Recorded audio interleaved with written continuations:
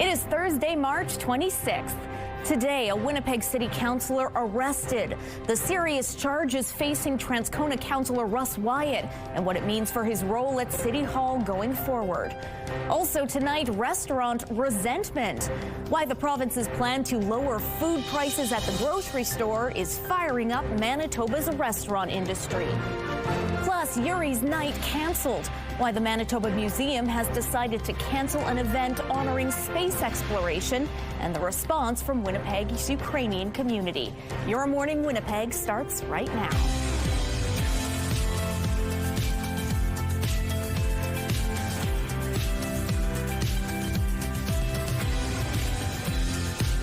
Good morning, Manitoba. Thanks for being with us. I'm Catherine Dow, in today for Rochelle Legacy, joined by Terry Gale, as always. Good morning to you, Terry. Good morning.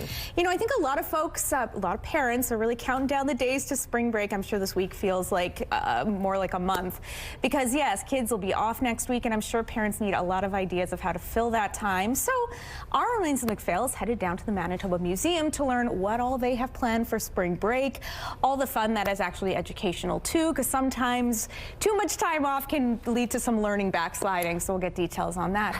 But Terry, I've not been loving what's been going on outside. Spring always serves up a fake out, and March has been no exception this year. Yeah, I know what you mean, and I think there's a lot of people that are feeling the exact same way you are, Catherine.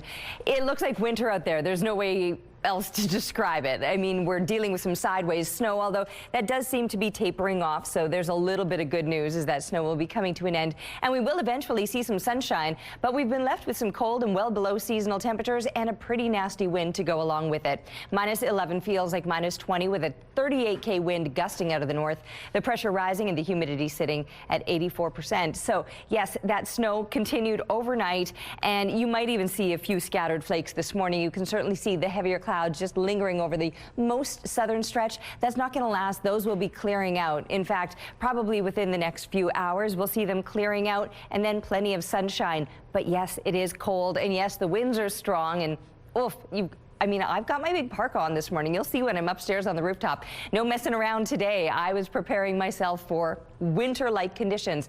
Now, while it clears out today, there's a very good chance that tonight more precipitation in flurry form will be passing through and then clearing out again throughout the day tomorrow. So we're back to the sunshine again. It's going to take some time, though, to be climbing out from below these well below seasonal temperatures. The warm-up will be coming by the time we're kind of wrapping up the weekend, but even that isn't quite back to seasonal temperatures. 3 degrees now normal for this time of year. We'll at least get back up into those plus digits, but then slipping a little from them again as we're looking ahead to next week.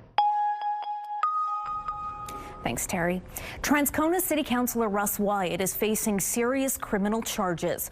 Winnipeg police say the 56-year-old is accused of drugging and sexually assaulting a man he met on the internet. And now the mayor is calling on Wyatt to step away from his job as he deals with the charges. CTV's Jeff Keel reports. Transcona councilor Russ Wyatt has been charged after allegedly drugging and sexually assaulting a man last year. These are very serious charges, and the matter will go before the courts, and so I won't speak anything further to that except that these are very serious charges. Winnipeg police say they began investigating in February after receiving a report that a man was sexually assaulted. Investigators said the victim connected with another man on a social media website and started meeting in person more than once in December 2025. During one of the meetups, police said the man went to a home in the east part of the city and the victim was given an illicit drug and sexually assaulted. The man received medical attention afterwards. Police say Russell George Wyatt, 56, has been charged with sexual assault and administering a noxious thing with intent to aggrieve or annoy. Is this surprising? For sure it's surprising. I'm very worried about arrests like this generally. Wyatt's lawyer, Evan Reutenberg, told CTV News that his client is innocent.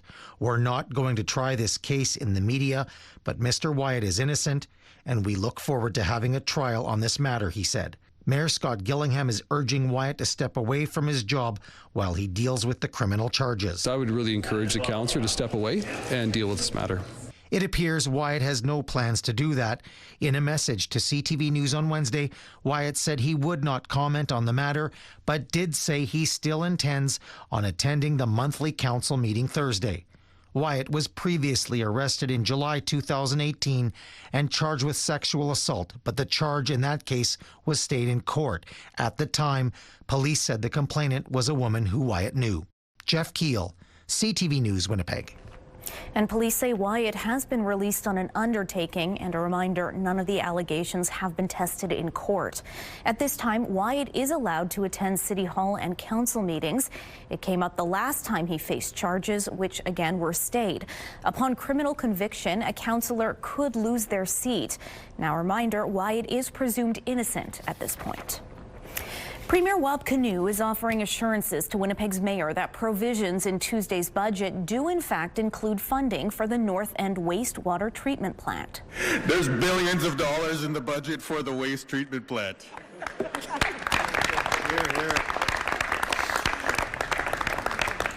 I love Scott. I love the people that he works with, but we can spend time with you circling the exact numbers in the budget that are going to the North End Water Pollution Control Center. We're going to be there. CTV News contacted the Premier's office to find out what the Premier was referring to, and a spokesperson says the budget doesn't explicitly allocate a dollar amount for that project. However, it does include one sentence, which says the province is committing to funding Phase 3 of the plan. They add, since the project isn't yet at Phase 3, a specific dollar amount cannot be assigned. A passenger on the Air Canada flight that crashed at LaGuardia Airport is describing what it was like to be on board. Really loud bang, and everybody's head just basically hit the seat in front of them. And in that moment, it was chaos and panic. I mean, this plane immediately felt like there was no one in control. Jack Cabot said he was one of the first to get off the plane using the emergency exit. When he did and saw the damage, he said he felt lucky to be alive. Cabot says even though it was chaotic and scary, there was a sense of community among the passengers, with everyone helping out each other. Passengers are also praising the pilots, saying the brakes were hit suddenly when they landed, which they say likely ending up saving more lives. Both Canadian pilots, Captain Antoine Ferret and First Officer Mackenzie Gunther, were killed in the crash. And the plane's wreckage has now been removed from the runway. It has been transferred to a hangar at the airport. The airline says crews are sorting through all of the baggage and personal items that were left on board. Meta and Google are both planning to appeal after a judge decided they intentionally built addictive social media platforms.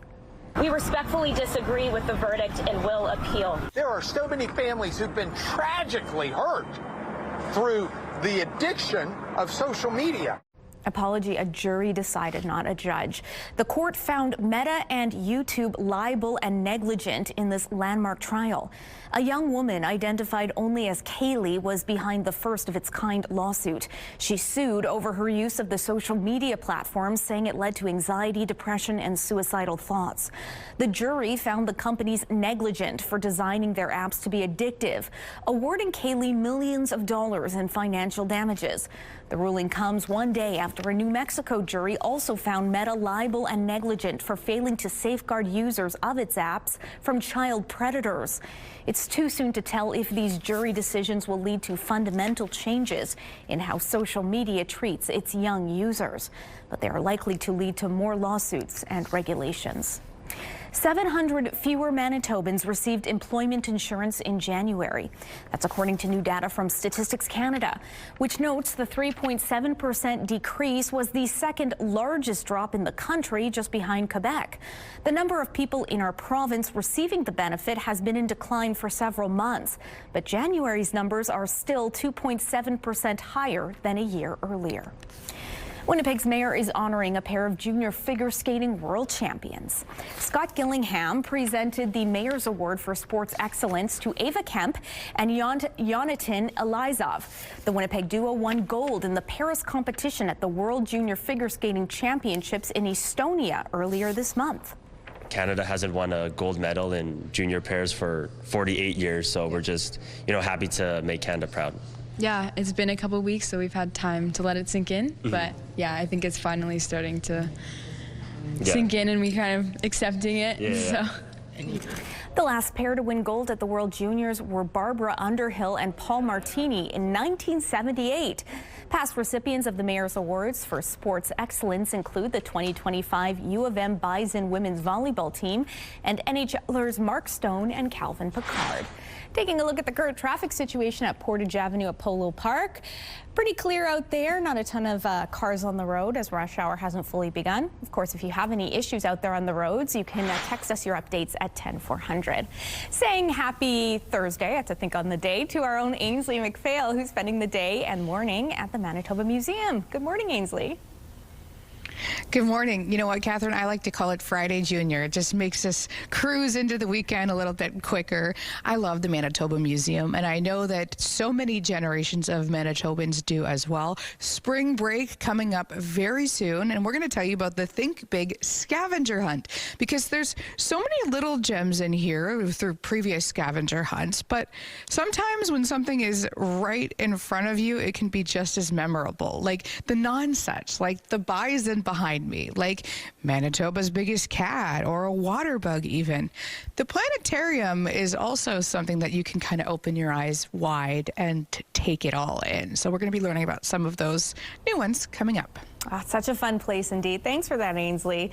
Okay, heading up to the rooftop. Terry, you got the big parka on. That's not a great sign of things to come. No messing around, honestly. You know, last night I went for a walk with my husband after dinner, and we stepped outside, and I looked at him and I said, because the temperature was probably about -8 or so, and I looked at him and said, you know, if this was December and the first snowfall of the season, we'd be looking at this going, oh, this is actually quite pretty and pleasant, except for the fact that, of course, it's almost April now. And then we rounded the corner and we got hit with the wind, and these little cute little, well, it turned out to be ice pellets, I felt, as they hit my face in the harshest way. Yes, yesterday and into the overnight hours, the flurry activity continued, and now still waking up, and there's a little bit of light snow still. However, it's not likely to last throughout the day today, but the colder temperatures, they probably will. We're sitting right now at about -11. We've got these strong winds making it feel like -20, and these winds will remain pretty gusty throughout the day today, even though the conditions will improve. We'll see the snow tapering off, the sky clearing out, plenty of sunshine expected, headed to a high of -8. A normal low is -7. We're taking a break right now. We'll be back with your morning Winnipeg. Weather is brought to you by Strictly Amish, exclusively in Arborg, Manitoba.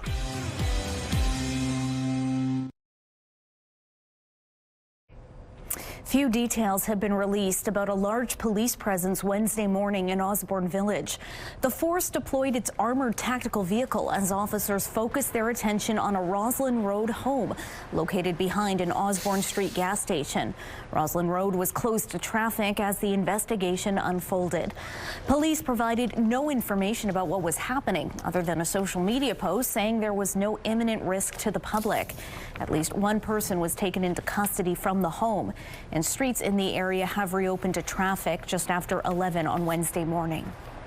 There is backlash over the province's plan to exempt grocery store pre-made meals from the PST and not restaurant meals. Manitoba's Restaurant and Food Services Association says if your grocery store rotisserie chicken is tax-free, a rotisserie restaurant chicken also should be. CTV's Joseph Bernacki explains. Pat Schmidtke has operated Big Wave Foods in Morris for nearly 17 years. He's happy the takeout food his store prepares will no longer be subject to PST. At the end of the day, it'll save people money. Things like prepared food, chickens, that kind of stuff. Right now, Schmidtke figures about 25% of his products are taxed in the store. He says the province's announcement may bring some relief to his business. Our tax bill is every month is well in excess of $10,000. So, you know, that's a lot of money, and we're a small town grocery store. That same announcement from the province, however, doesn't sit well with Chris Barnier from Restaurants Canada. Barnier says restaurants are barely breaking even or already operating at a loss. There's a fairness issue here when you're handing grocers a 7% advantage over the mom and pop chicken shop next door. From the perspective of anybody who wants to go buy a rotisserie chicken or a pizza or a hot dog or whatever it might be, they should have the same policy applied no matter where you're buying your prepared foods. The Coun government announced Tuesday that the list of groceries no longer subject to a 7% PST tax would be expanded. When you stop in to get a rotisserie chicken and a Greek salad and a case of drinks, there's going to be no tax on that. We love the restaurant industry. They do great work. A lot of low-income Manitobans can't go out to eat, but they're still going to go to the store. It's good news for these grocery customers. I like it. It's times are tough, so whatever we can do, whatever helps, right? I think it's a great idea. The people who come in and buy these meals when they're single at home, it's handy for them. But the Restaurant Association fears more Manitobans will pull back from restaurant spending. It argues many Manitobans rely on restaurants for daily meals as well as their livelihoods, saying 43,000 Manitobans, including 19,000 youth, work in the industry. When you take a look at $1 million earned in a restaurant versus in a grocery store environment, a grocer might employ 4 people on that $1 million revenue. We're employing upwards of 12. Joseph Bernacki, CTV News, Winnipeg. The association says these jobs in food services are critical as our province struggles with unemployment, affordability, and continued economic uncertainty. The City of Winnipeg is warning some city services may be unavailable tonight into Friday during scheduled network upgrades. A network outage will impact the city's 3 call centers, and online services may experience intermittent disruptions. This includes services like 311, Water and Waste, and Winnipeg Transit call centers, self-service online forms, the My Utility service, and the Winnipeg Transit app. Parking ticket payments, appeals, and city job postings, among others, may also be disrupted. The city says the upgrades will take place between 9 tonight and 5 Friday morning. U.S. President Donald Trump insists talks are happening with Iran. It's just that Tehran won't admit it. They are negotiating, by the way, and they want to make a deal so badly, but they're afraid to say it because they figure they'll be killed by their own people. They're also afraid they'll be killed by us. I agree. President Trump hasn't said who exactly the U.S. is talking to. High-ranking members of Iran's government says it's not them.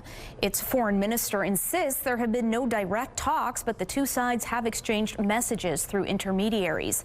We do know the U.S. gave Iran a 15-point plan through Pakistan. I saw a 15-point plan that was floated in the media. I would caution reporters in this room from reporting about speculative points or speculative plans from anonymous sources. The U.S. plan reportedly includes demands like reopening the Strait of Hormuz and for Iran to give up making nuclear weapons. Meanwhile, Iran has laid out its own 5 conditions to end the war. That includes to end attacks across all fronts and offer reparations for damages. We have a recall to tell you about involving milk that may contain pieces of glass. The recall covers some milk products sold under the Farmers, Naturel, and K-Bon brands. These are 2-liter cartons on shelves across the country. The list of affected products is on the Canadian Food Inspection Agency website. The CFIA says it is investigating, and more products could be added to the recall. People from across the country came out to the Canadian Jigsaw Association's Alberta Regionals, hoping to put together a win. It's one that I know I can do fast, so I've practiced it quite a lot in my lunch breaks at work for the last couple of weeks. So I was very lucky when this came out of the bag. Kirsty Williamson finished a 500-piece puzzle in 29 minutes and 22 seconds. Pretty good. There were individual and team competitions with 200 people competing. Taking a check-in on traffic, some road closures to remind you about this morning. On Ellis Avenue, 1 lane in each direction will be closed for sewer work between Wall and Minto Streets. Following the rush, the westbound shoulder lane on McGillivray will be closed between Waverly and Linden Ridge Drive. And the eastbound curb lane on Higgins Avenue will be closed from Gomez to Curtis Street. If you have any traffic tips or updates to share, you can text them to us at 10400. Traffic is brought to you by Curtis Carpets, Manitoba's flooring experts. We're looking now through the CTV Live Eye, brought to you by Bathfitter, exclusive home of the PermaFit solution. Well, it is going to be a bit of a snowy day today. We're seeing it already. I shouldn't say that. It's not going to be a snowy day. It's going to be a snowy morning. It was a snowy night, a snowy morning, and then things will taper off. The sky will be clearing out, and we will start to see some improvements. -8 is where we're headed today as far as a daytime high goes. Now, that's actually below a seasonal low temperature. -7 would be that low. We're not even going to get there today, so don't expect anything to feel less wintry over the next couple of days because these colder temperatures will be sticking around, falling even further overnight down to -13 with that chance of flurries, the winds easing but only slightly. Now, that chance of flurries overnight will be clearing out again for tomorrow, so we're back to the sunnier conditions. Things will be looking good again. -6 though, still struggling to get anywhere near what is normal for this time of year. Well, what is normal? 3 degrees, +3. That would be a seasonal daytime high. Even for the weekend, when we're finally getting above the freezing mark, we're still a little bit shy of seasonal, and we're not even going to stay there. You can see off and on throughout next week, we're going to perhaps see a little bit more precipitation and these temperatures slipping a little bit. We've got a cool start to next week. This is, Director Kim just got in my head is, no, that's what this goose said when he looked outside and saw this snow. He's like, what did I come back for? Early bird gets the what? Anyway, thanks to Debbie for the photo, and keep them coming, please, to Winnipeg Weather at CTV.ca. We're taking a break, but we'll be back with your Morning Winnipeg.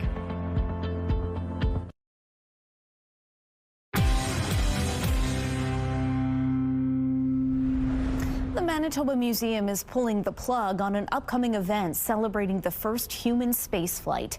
The museum says it is canceling Yuri's Night following complaints from Winnipeg's Ukrainian community, who say the event feels like a celebration of Russia.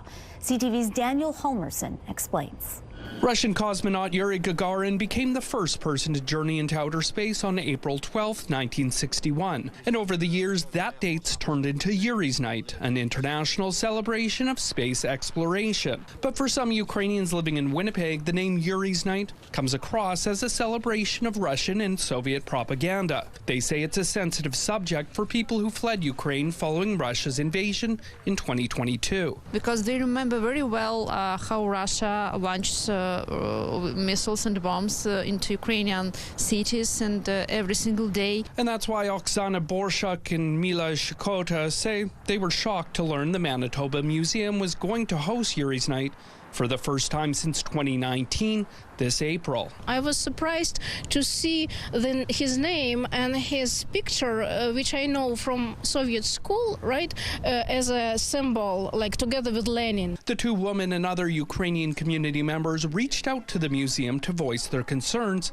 saying even historic symbols can feel inappropriate or painful while the war rages on overseas. What is occurring abroad right now is extremely distressing and not at all, something that we would in any way, whether intentionally or unintentionally, celebrate. The Manitoba Museum CEO says that's why they've decided to cancel the upcoming Yuri's Night. Dorota Blumchinska says they're heading back to the drawing board to come up with an event that better focuses on space exploration as a whole. And that doesn't mean whitewashing history. It does not mean avoiding, topics which are complicated, complex, and even upsetting.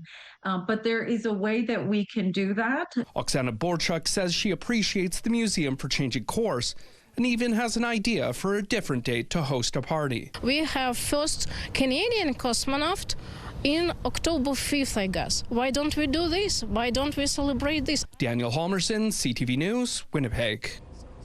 One of Germany's most storied sports trophies was believed to have been stolen and melted down. But now it's turned up in the champion team's own basement. Berlin reported the large silver plate, which went missing from its offices in November, has been found in a basement storage area. The club believes the suspects stole the trophy from its offices, then hid it to retrieve later, but then got cold feet because of media attention, and they just never came back for it. The trophy is worth about 12,000 euros, about $19,000, and is more used to the team as a trophy than as a lump of silver. The Handball League has now canceled its order for a new trophy. Taking a check in on Norwood Bridge, starting to ramp up there in terms of your traffic. We'll have a full update on news, weather, and traffic just ahead. Don't go anywhere.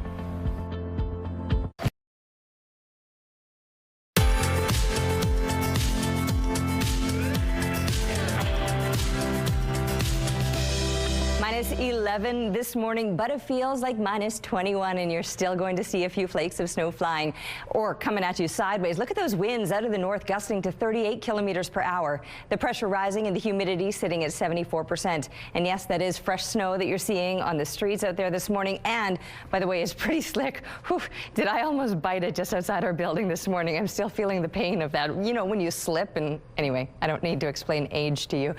Here's a look at these temperatures. They're in the minus double digits to kick things off, when seasonal low temperatures would be around minus 7. So we're well below that already, and we're not going to make very impressive gains today. So just grab those extra layers and just prepare yourself for a cold, more wintry-like day. If you're thinking spring, you're going to be sadly disappointed. You might be disappointed anyway. Look at these temperatures as they're dropping off even more so through northern Manitoba, up again into the mid to high minus 20s or even minus 30s. All of that before we're even factoring in the winds. And once again, those winds pushing places into the minus 40s. So all of the extra layers required there. Here in the south, though, low to mid minus 20s is what it's feeling like. So again, I've got the extra parka on this morning, and I'm pretty glad that I made that choice.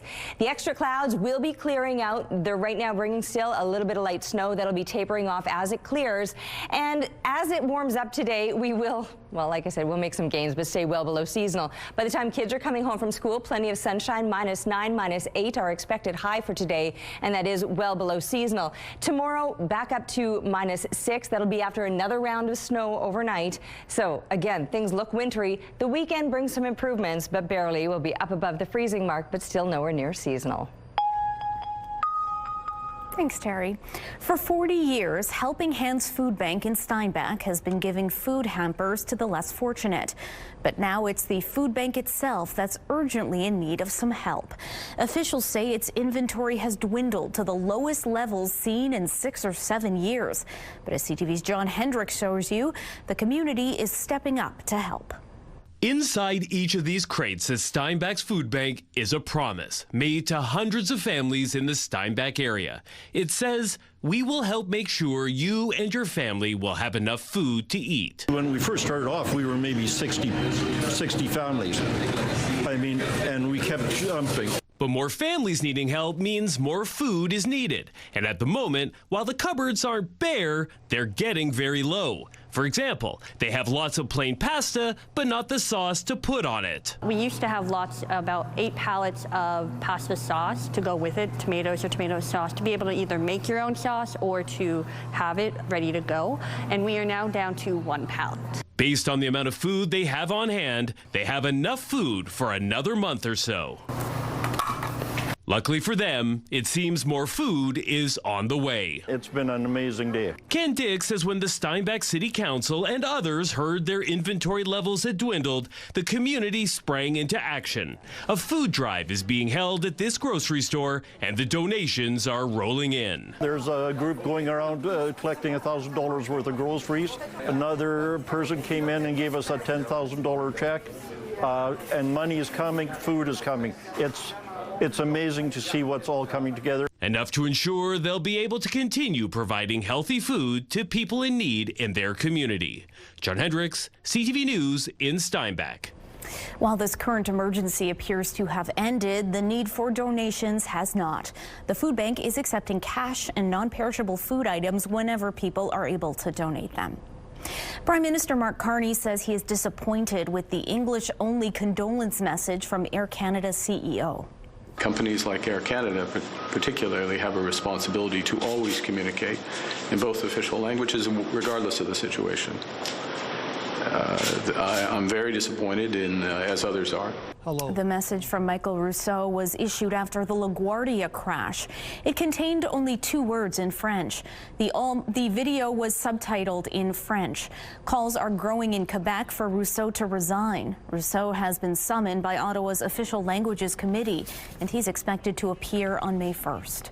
Arguments are expected to wrap up today at the Supreme Court's hearings of Quebec's religious symbols ban. The notwithstanding clause came up on day 3 of hearings. Arguments centered around whether judges should have a say on whether a law violates the charter. This is in cases when the notwithstanding clause is used preemptively to avoid charter challenges. Ottawa, along with Manitoba and BC, say yes, even if the opinion is non-binding. Quebec, Alberta, and Ontario say no, because an opinion would influence how the public views such laws. After arguments wrap, it's still expected to take months for the court to hand down a decision. A 19-year-old man has been charged in connection with a hit-and-run that killed an Ottawa crossing guard. The collision happened Monday morning outside of a school in Barrhaven. 55-year-old Peter Clark was taken to hospital but died from his injuries. Residents in the area say speed has long been a concern. Xander Wright will be back in court tomorrow. He's been charged with failure to stop after an accident causing death. Clark's death has sparked an outpouring of emotion across Ottawa, with flags now flying at half-mast. We're inching towards the end of the school calendar, which is a common time for students to feel uneasy about end-of-year projects and tests. But experts say you should be on the lookout for subtle signs of more serious academic anxiety. Academic anxiety, test anxiety are all really common, and a lot of times kids experience it and immediately think something's wrong with them. Children's healthcare expert Jody Baumstein says some signs may include being excessively focused on school to the point where kids are no longer taking part in activities they normally enjoy.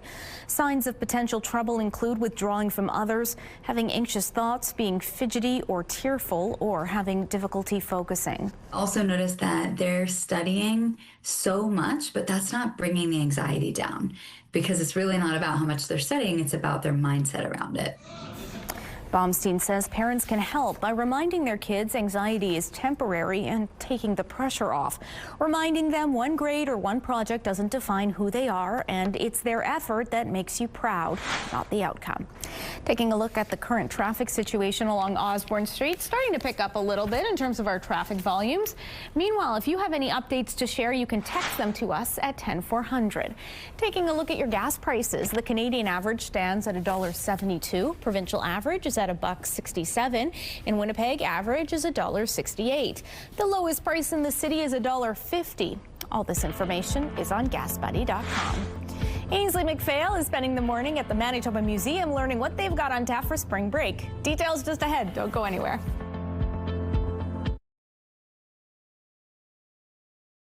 Weather is brought to you by Blinds Are Beautiful. Our new Hunter Douglas showroom is at 900 Lorimer. Still a few lingering flakes of snow out here this morning, but the clouds are already beginning to break up, and I can see the light of day from behind them. That sun will be rising at about 7:19 this morning and not even setting until 7:51. So we're getting those longer days. It's just that suddenly it feels like winter again. So colder days is what we're waking up to this morning. -11 at the moment. Feels like -21 with winds that are gusting out of the north. 38 kilometers per hour. The pressure is rising. The humidity is sitting at 74%.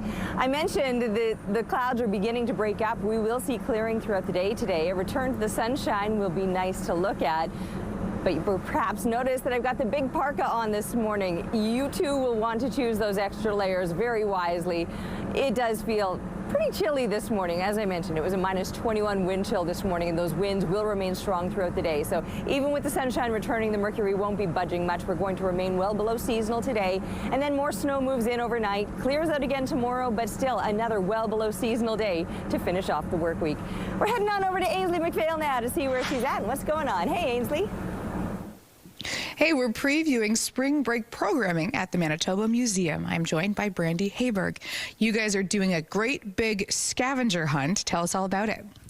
Yeah, so it's kind of cool. So when you walk through the galleries, you get to look at all of these like cool little artifacts, but you often don't see those really big ones that are right in front of you. So our Think Big scavenger hunt looks at all of the big, the large, the humongous artifacts that are, you know, there that you don't know much about that'll really kind of blow your mind.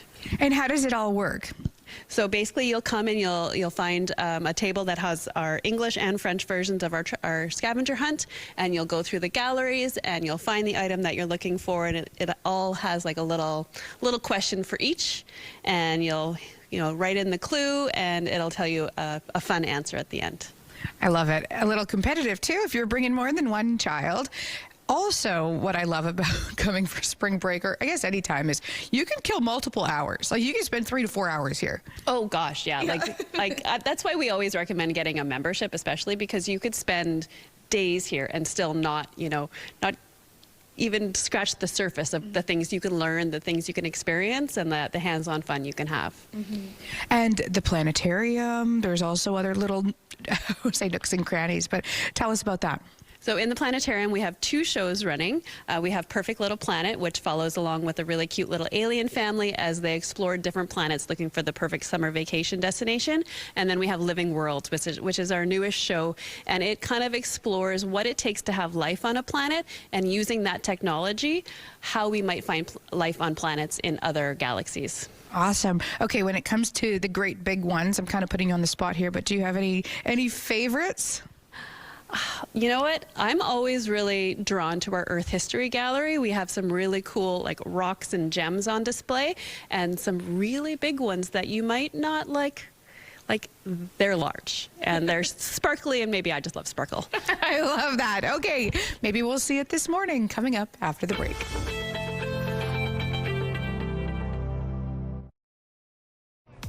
A look at the early markets. The Dow Jones fell 298 points. The Nasdaq is down 189 points. The S&P index had small losses. The loonie decreased to 72.29 cents U.S. Overseas, the Hang Seng is 479 points lower, and the Nikkei dipped 145 points. Welcome back. We are getting a closer look at the rising value of Manitoba farmland. A new report from Farm Credit Canada finds the average value of Manitoba's farmland saw its steepest increase last year in the Parkland region. Prices there rose on average 17.7%, with values between $1,500 and $6,500. It's followed by a 15% increase in Westman and a 9.3% rise in the Central Plains Pembina Valley region. Eastman and the Interlake saw more modest gains, behind the 12.2% provincial average. Much like last year, there was certain factors like a drop in interest rates, and then that strong demand, like I mentioned, and the little supply, but it was also somewhat offset by increase in input cost and a decrease in commodity prices. So it does change from year to year. But what we can say is that margins are remaining tight for this upcoming year, so that can have some pressure on profitability. A mid-year report released by Farm Credit Canada in September will be the next time we see any indication of how the value of farmland is changing. 3 men are facing charges after the same home was broken into 4 times in 3 days. The home is located in the RM of Wallace Woodworth, an area west of Brandon, running from Highway 21 to the Manitoba-Saskatchewan border. The first break-in was reported by the Winnipeg homeowner on March 7th, with another break-in and an attempted break-in happening the next day. Then on March 9th, a neighbor spotted 4 people trying to break in for a 4th time. They drove away in a truck, which was found 3 days later abandoned in a ditch near Verdun. 3 men between the ages of 19 and 26 were arrested this week. More arrests are expected. Premier Wab Kinew is offering assurances to Winnipeg's mayor that provisions in Tuesday's budget do in fact include funding for the North End wastewater treatment plant. There's billions of dollars in the budget for the waste treatment plant. Hear, hear. I love Scott. I love the people that he works with, but we can spend time with you circling the exact numbers in the budget that are going to the North End Water Pollution Control Center. We're going to be there. CTV News contacted the Premier's office to find out what exactly the Premier was referring to, and a spokesperson says the budget doesn't explicitly allocate a dollar amount for the project. However, it does include one sentence which says the province is committing to fund Phase 3 of the plan. They add, since the project isn't yet at Phase 3, a specific dollar amount cannot be assigned. 700 fewer Manitobans received employment insurance in January. That's according to new data from Statistics Canada, which notes the 3.7% decrease was the second largest drop in the country, behind Quebec. The number of people in our province receiving the benefit has been in decline for several months, but January's numbers are still 2.7% higher than a year earlier.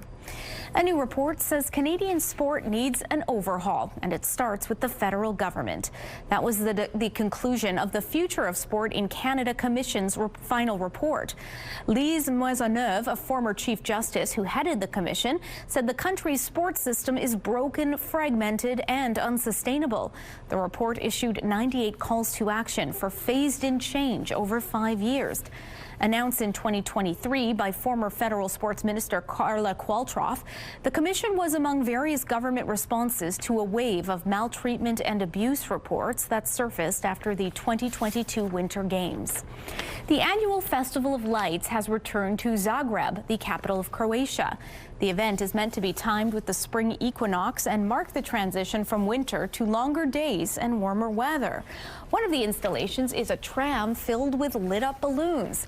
The festival is organized as a continuous walking route, linking 26 installations across 21 locations. Pretty darn nice. All right, some road closures to remind you about this morning on Ellis Avenue. One lane in each direction will be closed for sewer work between Wall and Minto Street. Following the rush, the westbound shoulder lane on McGillivray will be closed between Waverly and Linden Ridge Drive. And the eastbound curb lane on Higgins Avenue will be closed from Gomez to Curtis Street. If you have any traffic tips or updates to share, text them to us at 10400. Minus 11 this morning, but it feels like minus 21 with those winds out of the north gusting to 38 kilometers per hour. The pressure rising, the humidity sitting at 74%. We are waking up to the chill of winter all over again. I know we're a week into spring, but it does not feel like it this morning. The snow continued to fall overnight, still falling this morning here through the most southern stretch. That's where the flurries are still lingering. Much of the province has already cleared out central through northern Manitoba, and we too will see some clearing as the day goes on. But clear doesn't necessarily mean that we're going to be basking in sunshine. Well, we can bask in it all we want, but you'll want those extra layers on because it's certainly not going to be warming us up. Minus 20 is still expected today in around the far northern part of the province. Other places through the north, mid-minus teens or minus double digits. These values well below what you would expect this time of year. Some places might get into those high minus single digits, but you should be almost at the freezing mark now with daytime highs right up into parts of northern Manitoba. And here in the south, we should be well above the freezing mark. Maybe not well above, but +3. And none of us are even going to be cracking the freezing mark today. So yes, there will be plenty of sunshine for us to enjoy as the day goes on.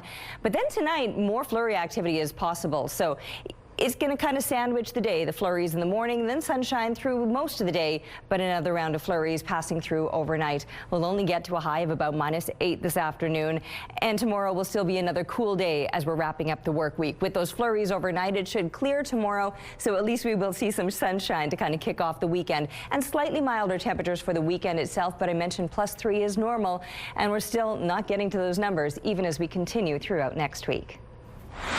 Thanks, Terry. Get ready to join some of your favorite pups. Paw Patrol Live, a mighty adventure, is coming to the Centennial Concert Hall on April 4th for a one show only. And Your Morning Winnipeg is giving away a pass for 4 of this week. The live stage performance follows favorite characters in the animated preschool series Paw Patrol. The rescue dogs must face off against a supervillain scientist who places the city's biggest party in danger. To enter, head to the contest page on our website, ctvwinnipeg.ca. Don't forget to enter the keyword adventure. Good luck. A wild cat caught on camera having a little fun with its food has claimed the top spot in a prestigious photography contest. And 2 of the runners-up were taken in Canada. CNN's Patrick Cornell shows us. The people have spoken. This wild image of an Iberian lynx playing with its food snagged the Wildlife Photographer of the Year Naveen People's Choice Award. Named Flying Rodent, the caught-on-camera moment in Spain gives us a glimpse of the young cat tossing around its prey before making it into a meal, a common practice for these animals. The National History Museum of London says the prize-winning pic beat out 60,000 entries for the top spot in an online vote. The cat is not the only show-stopping pic. 4 photos also noted as highly commended. Family Rest, showing a mama polar bear and her 3 cubs stopping for a snooze in the summer heat of Canada. Dancing in the Headlights, a silly but not necessarily safe scene of young bear cubs wrestling in the middle of the road in Jasper National Park. Beauty Against the Beast, highlighting the juxtaposition between nature and industry in Namibia. And Never-Ending Struggle, a gruesome scene showing a deer's antler stuck to the remains of a rival that died during battle. These award-winning images are on display at the Natural History Museum of London through mid-July. She set records underwater, worked on movie projects, and even taught a thing or two to Tom Cruise. Then motherhood and the pandemic inspired a BC freediver to dive back into the job market. CTV's Adam Sawatsky reports. For as long as Mandy Ray Kroc can recall, the water has inspired wonder. I just absolutely loved being underwater. Although she grew up nowhere near the ocean, the discovery of a school library book about scuba diving was a life changer. I'm like, there you go. I'm going to be a dive instructor. After graduating, Mandy moved to the West Coast to teach before being introduced to free diving. And it clicked, and animals approach you more readily. The world opened up. And thanks to a competitive spirit, strong work ethic, and innate talent, Mandy ended up setting more than 7 world records, free diving down 136 meters. That's deeper than the height of a 43-story building. And you're like, wow, I'm at world record depth. And then you're like, okay, got to get up. And you snap back to reality, and you start making your way back up because you're only halfway there. Mandy's accomplishments under the sea led her to work on multiple movie projects up on the screen, like playing a pivotal role in the Oscar-winning documentary The Cove and teaching stars like Tom Cruise for this scene in Mission Impossible. He was an amazing student. He picks up stuff like that. But after taking time to raise her daughter, Mandy sold her business and found herself looking for a new career during the pandemic. It was frightening to try to get back into the job market. Employers seemed reluctant to hire a 47-year-old without a diploma, until Mandy happened upon a posting for a job that required the sort of skills you can't teach, like stepping up and staying calm during dangerous situations. They were able to see what I could bring to the table and not dock me for being old. And after a few years as a 911 police dispatcher, Mandy says it's proving to be just as satisfying as her work under the water. Freediving, it was opening somebody up to the possibilities of what they can achieve. In this, it was the idea that I could make a significant difference in someone's life by bettering the outcome of a situation. And whether you're training to be the world's best or striving to make your community safer, Mandy Ray says the key is to dive deep. If you have a thought and you want to try something, you go full into it and it'll happen. Adam Sawatsky, CTV News, Courtney. Taking a look at traffic on Provencher Bridge, starting to get a bit busier here as rush hour ramps up. We're heading into a break, but stay with us. More on the other side.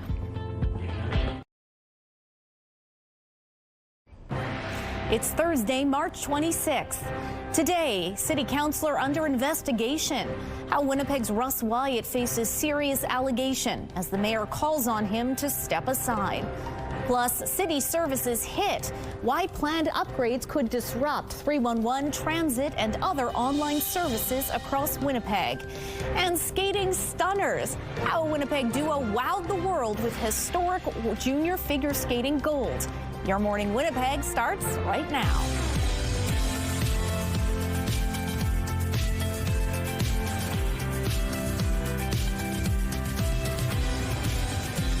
Good morning, Manitoba. 7 a.m. on your Thursday. Catherine Dow here in today for Rochelle Legacy, joined by Terry Gale, covering us as always on weather. Lots still to come on this show, including at 7:52. We have our weekly community connection. This week, we're going to be talking about Stone Soup Week. It's a really cool event that lets you get a bowl full of something delicious from participating restaurants, and a portion of proceeds are going to go to help school nutrition programs all throughout the province. Very needed cause right now, especially with the rising cost of food. Speaking of, I could use a bowl of something warm right now, my Terry. Goodness. Yikes, what's going on? Comfort food, bring it on. I know, it feels like the middle of winter, doesn't it? Well, our temperatures aren't far off of middle of winter seasonal temperatures. But for this time of year, we're well below that. It's -11 right now, and it feels like -21 as winds out of the north gust to 38 kilometers per hour. The pressure is rising, the humidity sitting at 74%. The only thing that doesn't seem winter-like this morning is the fact that the sun is going to be up in less than 20 minutes time, and it's already looking a little bit brighter out there this morning. So we are certainly starting to see these longer days. We're just not getting the warmer days yet. It's only been getting colder over the past couple and looking more like winter with the snow that's still falling very very, very lightly, but you can see the extra clouds here throughout the most southern part of the province. They are beginning to clear, but still a few flakes of snow before they're out of the way entirely. Now, other parts of the province, clear and sunny, but it is cold and below seasonal no matter where you are this morning, right up into northern Manitoba, who's been dealing with the chill for over a week now. We're starting to feel that chill as well, and will for another couple of days. We got teased with those really mild spring-like temperatures, and then all of a sudden winter gives us that bit of a smackdown again. And we saw that precipitation overnight still this morning, and while it clears through the day, another round of snow moves in overnight. Then by tomorrow morning, we should start to see that clearing out again, but still tomorrow we're going to remain with these below seasonal temperatures. And even into the weekend, though, we will finally get slight improvements. By that I'm talking maybe cracking the freezing mark to +1. +3 is normal for this time of year, and we're still not getting to those numbers even as we continue throughout next week. So another snowy picture seemed fitting today. Thank you to 7-year-old Karen for sharing their art with us, and we'd love to see more of your art, so send it to us please through our website now, ctvnewswinnipeg.ca, and you'll also not just get your art shown on TV, but be entered to win a $100 gift card from Crockadoodle on Kenniston. The weather art of the day is brought to you by Crockadoodle Paint Your Own Pottery. Make memories that last forever. Thank you, Terry. Transcona City Councilor Russ Wyatt is facing serious criminal charges. Winnipeg police say the 56-year-old is accused of drugging and sexually assaulting a man that he met on the internet. And now the mayor is calling on Wyatt to step away from his job as he deals with the charges. CTV's Jeff Keel reports. Transcona councillor Russ Wyatt has been charged after allegedly drugging and sexually assaulting a man last year. These are very serious charges, and the matter will go before the courts, and so I won't speak anything further to that except that these are very serious charges. Winnipeg police say they began investigating in February after receiving a report that a man was sexually assaulted. Investigators said the victim connected with another man on a social media website and started meeting in person more than once in December 2025. During one of the meetups, police said the man went to a home in the east part of the city and the victim was given an illicit drug and sexually assaulted. The man received medical attention afterwards. Police say Russell George Wyatt, 56, has been charged with sexual assault and administering a noxious thing with intent to aggrieve or annoy. Is this surprising? For sure it's surprising. I'm very worried about arrests like this generally. Wyatt's lawyer, Evan Reutenberg, told CTV News that his client is innocent. We're not going to try this case in the media, but Mr. Wyatt is innocent, and we look forward to having a trial on this matter, he said. Mayor Scott Gillingham is urging Wyatt to step away from his job while he deals with the criminal charges. I would really encourage the councillor to step away and deal with this matter. It appears Wyatt has no plans to do that. In a message to CTV News on Wednesday, Wyatt said he would not comment on the matter, but did say he still intends on attending the monthly council meeting Thursday. Wyatt was previously arrested in July 2018 and charged with sexual assault, but the charge in that case was stayed in court. At the time, police said the complainant was a woman who Wyatt knew. Jeff Keel, CTV News, Winnipeg. Police say Wyatt has been released on an undertaking, and a reminder, none of the allegations have been tested in court. At this time, Wyatt is allowed to attend City Hall and council meetings. It came up the last time he faced charges, which were stayed. Upon criminal conviction, a councillor could lose their seat. Wyatt is presumed innocent at this point. A passenger on the Air Canada flight that crashed at LaGuardia Airport is describing what it was like to be on board. All of a sudden, it was just this really loud bang, and everybody's head just basically hit the seat in front of them. And in that moment, it was chaos and panic. I mean, this plane immediately felt like there was no one in control. Jack Cabot says he was one of the first to get off the plane using the emergency exit. When he did and saw the damage, he said he felt lucky to be alive. Cabot says even though it was chaotic and scary, there was a sense of community among the passengers, with everyone helping one another. Passengers are also praising the pilot, saying the brakes were hit suddenly when they landed, which they say likely ended up saving more lives. Both Canadian pilots, Captain Antoine Foray and First Officer Officer Mackenzie Gunther were killed in the crash. And the plane's wreckage has been removed from the runway. It's been transferred to a hangar at the airport. The airline says crews are sorting through all of the baggage and personal items that were left on board. Meta and Google are both planning to appeal after a jury decided they intentionally built addictive social media platforms. We respectfully disagree with the verdict and will appeal. There are so many families who've been tragically hurt through the addiction of social media. The court found Meta and YouTube liable and negligent in this landmark trial. A young woman identified only as Kaylee was behind the first of its kind lawsuit. She sued over her use of the social media platforms, saying it led to anxiety, depression, and suicidal thoughts. The jury found the companies negligent for designing their apps to be addictive, awarding Kaylee millions of dollars in financial damages. The ruling comes one day after a New Mexico jury also found Meta liable and negligent for failing to safeguard users of its apps from child predators. It's too soon to tell if these jury decisions will lead to fundamental changes in how social media treats its young users, but they are likely to lead to more lawsuits and regulations. Winnipeg's mayor is honoring a pair of junior figure skating world champions. Scott Gillingham presented the Mayor's Award for Sports Excellence to Ava Kemp and Yonatan Elizalov. The Winnipeg duo won gold in the Paris competition at the World Junior Figure Skating Championships in Estonia earlier this month. Canada hasn't won a gold medal in junior pairs for 48 years, so we're just, happy to make Canada proud. Yeah, it's been a couple of weeks, so we've had time to let it sink in. But yeah, I think it's finally starting to sink in and we kind of accepting it. Yeah. So. By the way, the last pair to win gold at the World Juniors were Barbara Underhill and Paul Martini in 1978. Past recipients of the Mayor's Award for Sports Excellence include the 2025 U of M Bison women's volleyball team and NHLers Mark Stone and Calvin Pickard.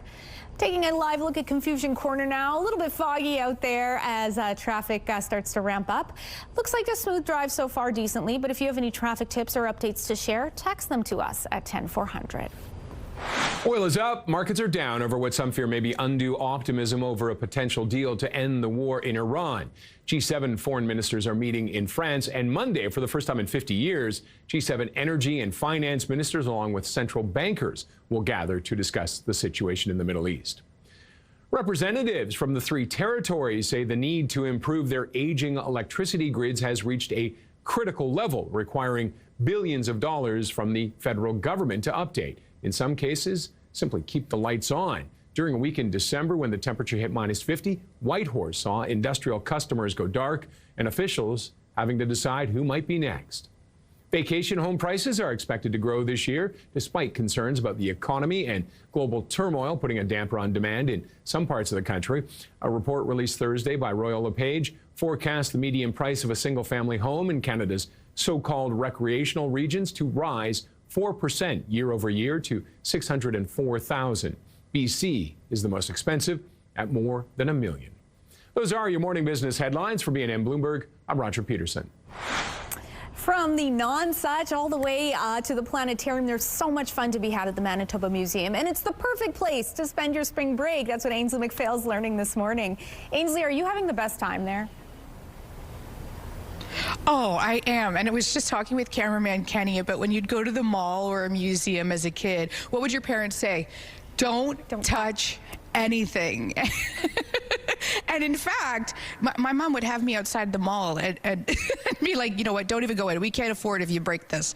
At the museum, it's the opposite. They are encouraging kids to get involved. Have a look at the world's largest trilobite right in front of us, creepy and crawly. And there's going to be even more activities that they're taking from outside the vault so that you wouldn't necessarily see it, but then during spring break, you absolutely can. The theme, think big. Where was this when I was a kid, Ainsley? I was also one of those kids that just couldn't not touch the exhibit. So looking forward to that.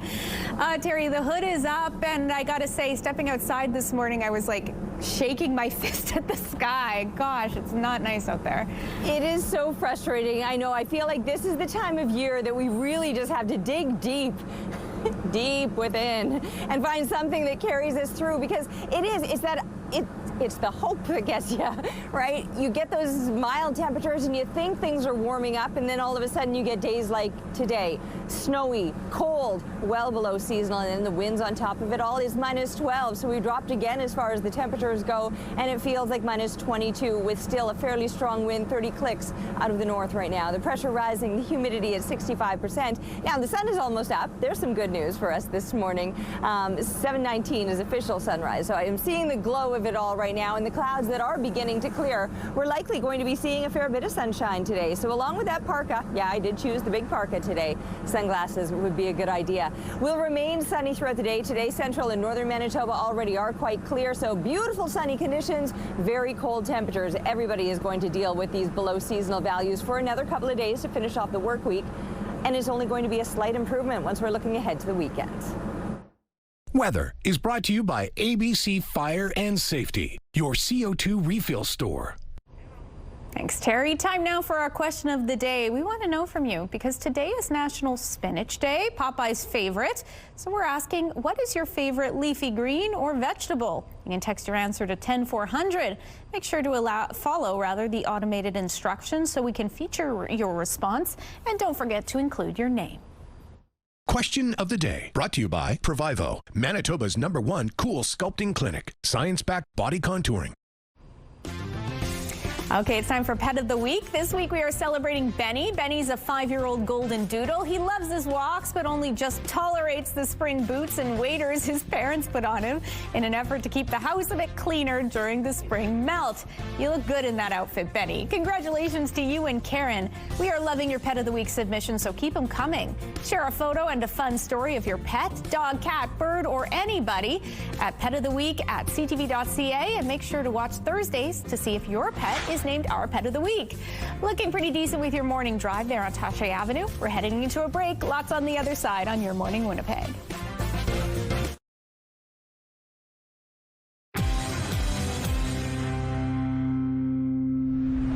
Welcome back. Few details have been released about a large police presence Wednesday morning in Osborne Village. The force deployed its armored tactical vehicle as officers focused their attention on a Roslyn Road home located behind an Osborne Street gas station. Roslyn Road was closed to traffic as the investigation unfolded. Police provided no information about what was happening other than a social media post saying there was no imminent risk to the public. At least one person was taken into custody from the home, and streets in the area are open to traffic were open to traffic just after 11 Wednesday morning. The City of Winnipeg is warning that some city services may be unavailable tonight into Friday during scheduled network upgrades. A network outage will impact the city's 3 call centers, and online services may experience intermittent disruptions. This includes services like 311, Water and Waste, and Winnipeg Transit call centers, self-service online forms, the My Utility service, and the Winnipeg Transit app. Parking ticket payments, appeals, and city job postings, among others, may also be disrupted. The city says the upgrades will take place between 9 tonight and 5 Friday morning. A new report says Canadian sport needs an overhaul, and it starts with the federal government. That was the conclusion of the Future of Sport in Canada Commission's final report. Lise Maisonneuve, a former Chief Justice who headed the commission, says the country's sports system is broken, fragmented, and unsustainable. The report issued 98 calls to action for phased-in change over 5 years. Announced in 2023 by former federal sports minister Carla Qualtrough, the commission was among various government responses to a wave of mistreatment and abuse reports that surfaced after the 2022 Winter Games. Students in Bangor, Maine are sending yeast to the edge of space in a balloon flight sponsored by NASA. We'll be exposed to UV radiation, cold temperatures. Then when it comes back down, then we'll see. That's their question. Will the components that are up in near space affect the yeast? The experiment is called Yeast in the Stars. It'll be exposed to UV radiation, gases, and extreme cold. So when it comes back down, the question for students will be, what components that are up in space affect the yeast? The class will eventually get to present their work during a NASA student showcase. Taking a look at the current traffic situation on Donald Street, bit of a lineup there, but not too hairy considering it's rush hour. Meanwhile, if you have any traffic tips or updates to share, text them to us at 10400. Traffic is brought to you by Mr. Lube Plus Tires. No appointment needed. Time for some entertainment news. It is a performance a long time in the making at the Winnipeg Symphony Orchestra tonight. The WSO will be performing Tyrant's Crush, a concerto by Stuart Copeland, the legendary drummer from The Police. Copeland was a major influence on WSO musical director Daniel Raiskin, and now he'll be on stage alongside his drum soloist son Ilya to perform the piece. The performance goes tonight at 7 p.m. You can find tickets by visiting wso.ca. The Canadian Museum for Human Rights is offering free admission for kids 12 and under from March 28th through April 5th. Starting that Tuesday, CMHR will be hosting a full slate of programming. Activities include family-friendly arts and crafts, theater games, performances, and guided discussions. Easter Sunday coincides with First Free Sunday, so parents will also catch an admissions break. And if you've been looking for more activities to do with your kids over spring break, the Assiniboine Park Zoo's got you covered. Starting March 28th with regular zoo admissions, visitors will have the opportunity to participate in Zoom chats with animal care professionals and learn about monkeys, camels, bisons, and more. There's also going to be crafting and discovery stations at Gateway to the Arctic. And on Sunday, March 29th and April 4th, you can have breakfast with the bears at Tundra Grill. Meantime, the Leaf will simultaneously provide activities included with admission, acquire valuable plant knowledge at their gardener chats, settle down for story time, and learn about butterflies, fossils, and bonsai trees with community partners. Programming for both locations ends April 5th. And your primetime lineup starts tonight with 2 episodes of Georgie and Mandy's First Marriage back-to-back at 7. Catch 911 Nashville at 8, and Grey's Anatomy is on at 9. It is all right here tonight on CTV. The CTV Primetime Lineup is brought to you by the Children's Rehabilitation Foundation. The CTV Live Eye brought to you by Bath Fitter, exclusive home of the PermaFit solution. That's Bath Fitter. That's a gorgeous look outside, isn't it? Beautiful now that the sun has risen.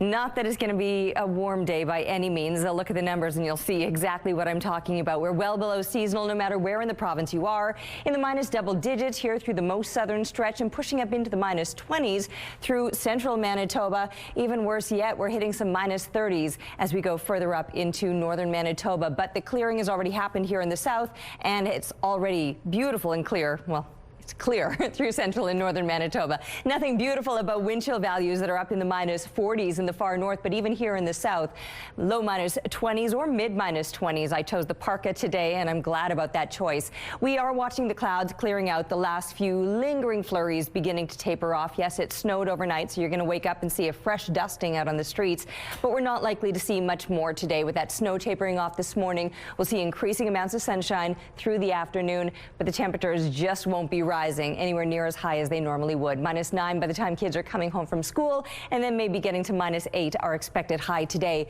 Another round of flurries then moving in overnight, and tomorrow we'll do it all over again, clearing through the day but struggling to get anywhere near normal.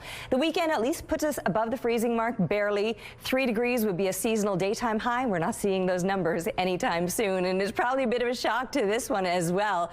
Coming back to find all of this snow. Thanks to Debbie for the photo, and keep them coming to Winnipeg weather at ctv.ca.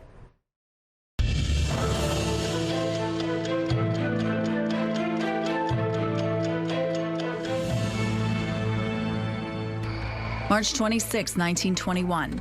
The racing schooner Blue Nose was launched at Lunenburg, Nova Scotia. Captained by Angus Walters, she raced 5 times for the North Atlantic Fishermen's Championship and was never beaten. The Blue Nose was also a fishing boat. The schooner is commemorated on the Canadian dime. March 26, 2018. Canada joined the U.S. and several European countries in expelling over 100 Russian diplomats following a nerve agent attack in the United Kingdom early in March, which left a former Russian spy and his daughter in critical condition. Both Sergei and Yulia Skripal survived the attack after spending weeks in hospital. March 26, 2024. A major bridge in Baltimore snapped and collapsed after a container ship lost power and rammed into it. Video posted on social media appeared to show the vessel hitting one of the supports of the Francis Scott Key Bridge, causing the roadway to break apart in several places and plunge into the water. New changes now allow pharmacies to fill pet prescriptions, which could save pet owners a lot of money. CTV's Pat Foran reports. Deborah Smith Weber and Danny Weber have a multi-pet family, and some of their pets need medications. They used to get them through their veterinarian, but recently switched to a pharmacy that's now allowed to fill pet prescriptions. How old are these puppies? Molson is 3, he's a Bernedoodle, and Diesel is 9, and he's a Sheepadoodle. They've noticed substantial savings over what they were paying before. One of his medications was $200 for 20 days, and his other medication, which was a daily medication, was over $300 for a 2-month supply. Adam Silvertown says medications can be ordered at his pharmacy or online through VetMeds. This means that pet owners now have options, and that's probably what I have always wanted, which is give pet owners options to have another alternative of where to buy their medication. Savings will vary depending on the drug, but could range from 10 to 50%. One example is an allergy medication for dogs. I've saved $50 by getting it from the pharmacy here, paying the same price that all our other customers would pay, as opposed to getting it from a veterinarian. And that's just on one prescription, and he gets it multiple times a year. In this day and age, price can be a factor for people, and it is a competitive market. The Canadian Veterinary Medical Association is concerned that pharmacists have the proper training to dispense pet drugs and says owners will still need to see their vet before purchasing pet medications. People also need to recognize that they will still need a prescription from their veterinarian. They can charge a prescription writing fee, and there is no rules about how much that fee could be. And I've heard a range of anywhere from about $15 up to $50. There may be some friction between veterinarians and pharmacists about these new changes, but Smith Weber hopes both sides can work together to lower prices for everyone. We certainly have a lot of empathy and compassion for those, fellow pet owners who are struggling to take care of their animals. Pat Foran, CTV News.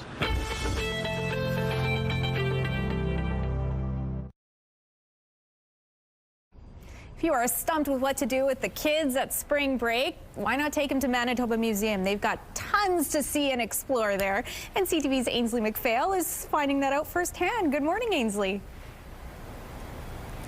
Good morning. And hands-on activities, they're bringing them out.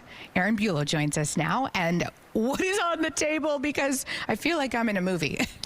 Yeah, so we're celebrating the museum's newest exhibit, which is this amazing Ice Age mural behind me, with some specimens from the Ice Age. So I've got, my favorite one is this real fossilized woolly mammoth tooth. So when we have this station out, you'll be able to touch this tooth. Okay, I haven't quite yet. It's a molar. A molar. Oh my gosh. Expensive dental bills for sure.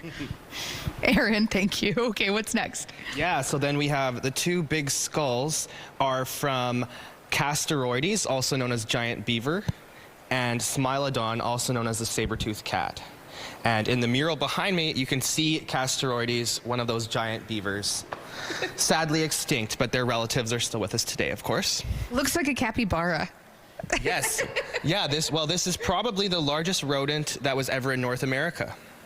That is so interesting. And then, okay, two things. My brain is just going off right now. The bottom of this is so creepy to me, and it's awesome that the kids can actually come in and touch it.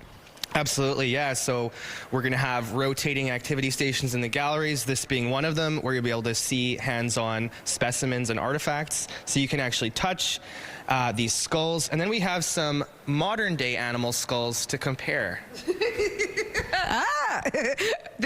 Which movie am I thinking of? Yeah, so this guy, this is a modern beaver skull. And then that's a Canada lynx. So animals that you can still find in Manitoba today to compare them to their ancient relatives. It's like I want to touch it, but every time I do, I just feel very creepy. Anything people should know before we're out of time here? Yeah, well, spring break is just a great time to come to the museum and you know, we won't have the schools in, so it'll just be lots of families having a great time seeing our exhibits and doing hands-on activities. And the non-such will always be open, of course. You know what? It kind of feels like the Ice Age outside right now. So come on inside and explore it as well.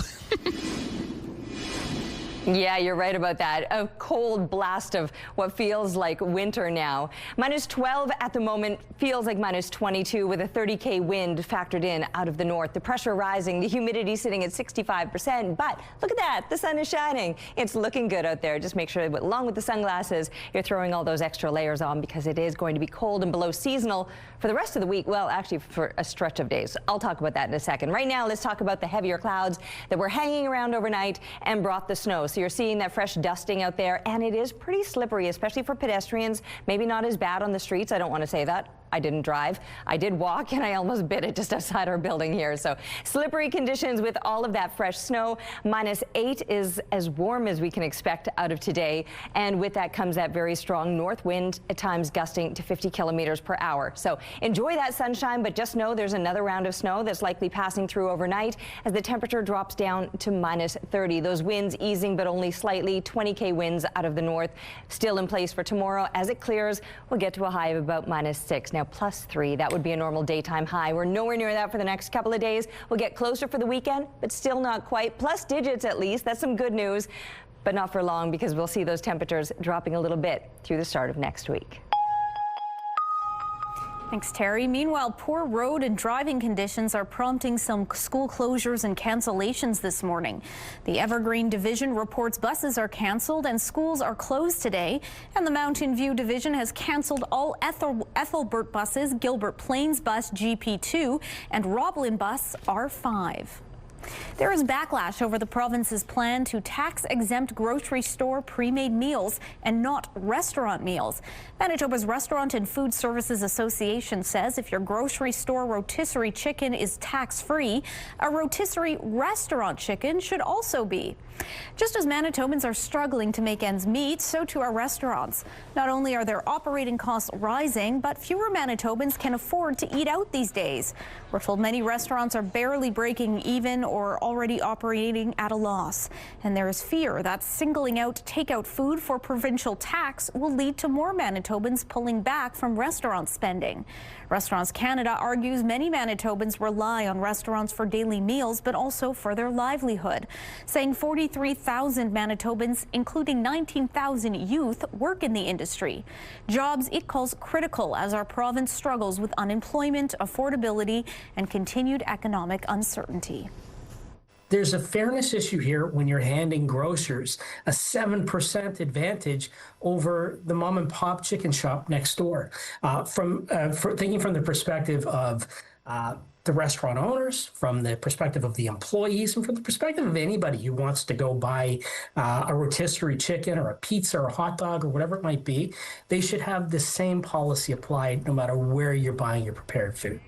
Chris Barnier with Restaurants Canada says Manitoba restaurants drive $3.5 billion in sales each year, and every $1 million of revenue produces 12 jobs. New this morning, Canada has officially hit its NATO spending target. A target to spend 2% of the GDP on defense was set in 2014. NATO's annual report says Canada spent more than $60 billion on defense last year. That adds up to 2.01% of our GDP.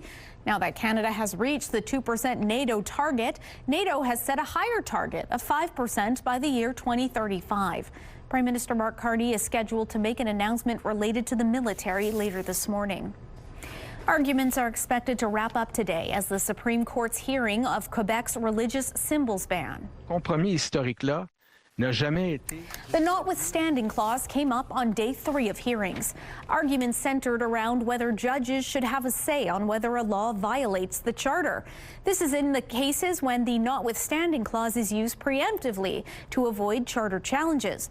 Ottawa, along with Manitoba and BC, say yes, even if the opinion is non-binding. Quebec, Alberta, and Ontario say no, because an opinion would influence how the public views such laws. After arguments wrap, it's still expected to take months for the court to hand down a decision. Former Venezuelan President Nicolas Maduro is expected back in court today. Maduro and his wife are asking for drug trafficking charges against them to be thrown out. Sanctions are keeping the Venezuelan government from paying their legal bills, and they can't afford the fees on their own. They are now arguing the pay issue is interfering with their right to hire a lawyer of their own choosing, and that's why charges should be dismissed. Maduro's lawyer says he will quit if he doesn't get paid. A scientist who pioneered the modern food processing safety standards has won this year's World Food Prize. Huub Lelyveld of the Netherlands earned the award after spending 6 decades advancing ways to improve food safety. He's been credited for averting millions of cases of foodborne illnesses and reducing food waste. He started his career as a food researcher at Unilever and says it was a time when mechanisms for manufacturing safe foods were to him illogical.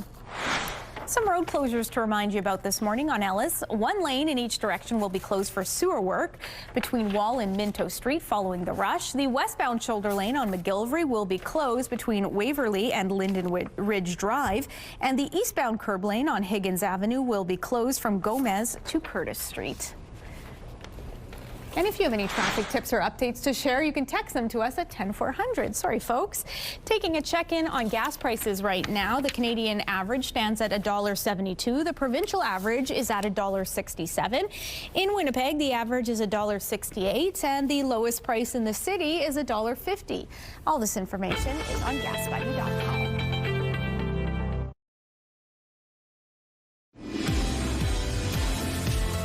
We are seeing some sunshine this morning. Doesn't that look good? It doesn't feel good. This is your breaking the bad news. This is me breaking the bad news to you.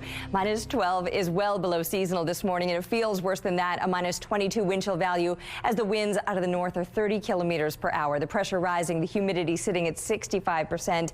Yes, the depths of winter is what it feels like, even though the sun is up so much earlier. So at least we do have that idea that we know spring is just waiting for us around the corner. It's just a matter of which corner, because every time I turn around the corner, I just get hit with those winds, which are going to be strong and gusty today. Clear conditions, yes, that will at least look good, but it is going to be cold no matter where you are. I'm talking well below seasonal, -20s in the far north. You've been dealing with those temperatures for a stretch of days now. Mid-minus teens through the rest of northern Manitoba, or at least minus double digits. Well below seasonal. You should be close to the freezing mark with your daytime highs, and today nowhere near that.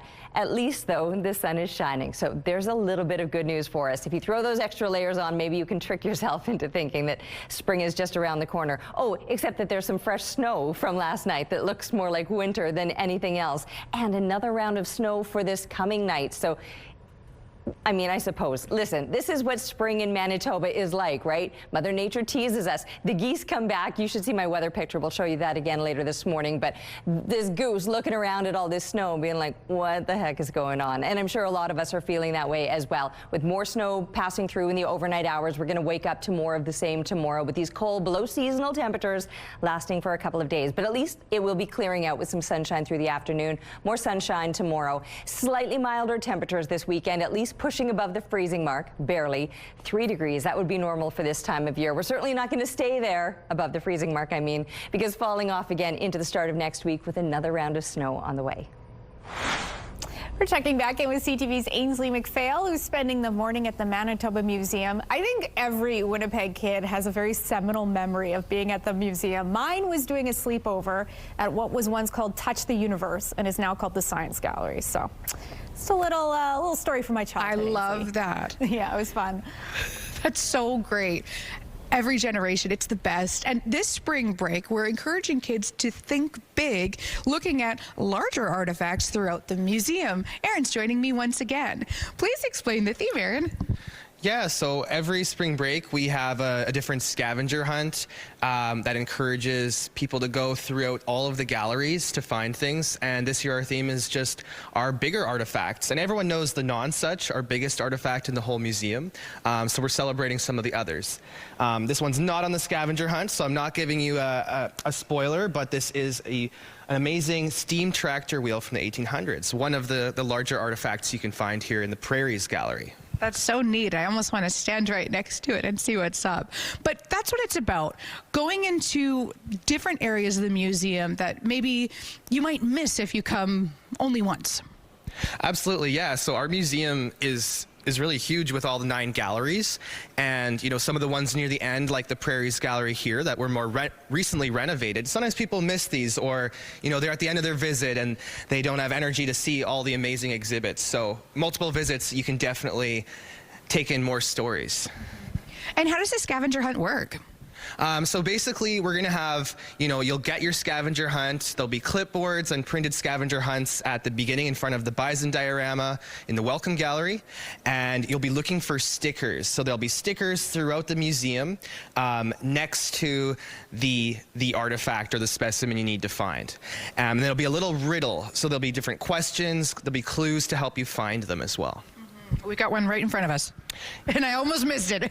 Absolutely. So here in this corner, we got a few bigger artifacts that I think are awesome. So these are from the Red River settlement in the before Winnipeg. So we have an amazing Red River cart and an old quern that was used for grinding grain. And I love this one because it's interactive. So you got the 2 millstones, and you can actually... We have 10 seconds, so we'll just play out. Say back to you. So you can try this yourself when you come to the Prairies Gallery. Back to you. Thanks for that. That looks like a lot of fun. A young Calgary swimmer is drawing inspiration from a Canadian Olympic bobsledder. Fresh off an appearance last month in Milan, Johan Eskrik Parkinson is fulfilling a promise he made to a 7-year-old about teaching her how to dive. CTV's Tyson Fedor reports. Grade 1 student Kaylee Wilshire did not think would happen. Before the Winter Olympics, Kaylee got to introduce a member of Canada's men's bobsled team in front of her school. That's when she became fascinated with Johan Eskrik Parkinson's journey from the water to the ice. He could do diving, and it doesn't matter which sport you could do, and also it doesn't matter if you can do 2 things at the exact same time. Eskrik Parkinson narrowly missed qualifying for Team Jamaica at the 2024 Paralympic Games for diving, so he pursued bobsledding, making his first Olympic appearance this year in Italy. Kaylee connected with his story. He said, I want to follow up with you. I got to go to Olympics, so be right back. And then he did. And that just like his integrity and who he is. I think it's a story of mentorship. I would not be where I am today without all the mentors that helped me get here from when I was her age, around when I started diving. The pair reconnected on the diving board. She started small before moving higher. Jumping off the 5-high board. Kaylee loves diving, a sport she one day hopes to compete in at the Olympic level. You can do lots of cool moves, and that you can also dive headfirst. Several previous injuries only made her more brave on the diving board high above the water. With each plunge, Kaylee shows no fear. I cracked my head open 2 times, and also I broke my elbow. But I kept going. For Eskrik Parkinson, mentoring the next generation in a sport he loved growing up has been rewarding, but not enough for him to possibly think of qualifying for the Games in Los Angeles in 2028. I think I put on 30 pounds in the last 2 years or so, and getting back into diving would require a complete physique change, a complete mental change. So I think I'm going to stick with bobsled as long as I can. Tyson Fedor, CTV News, Calgary.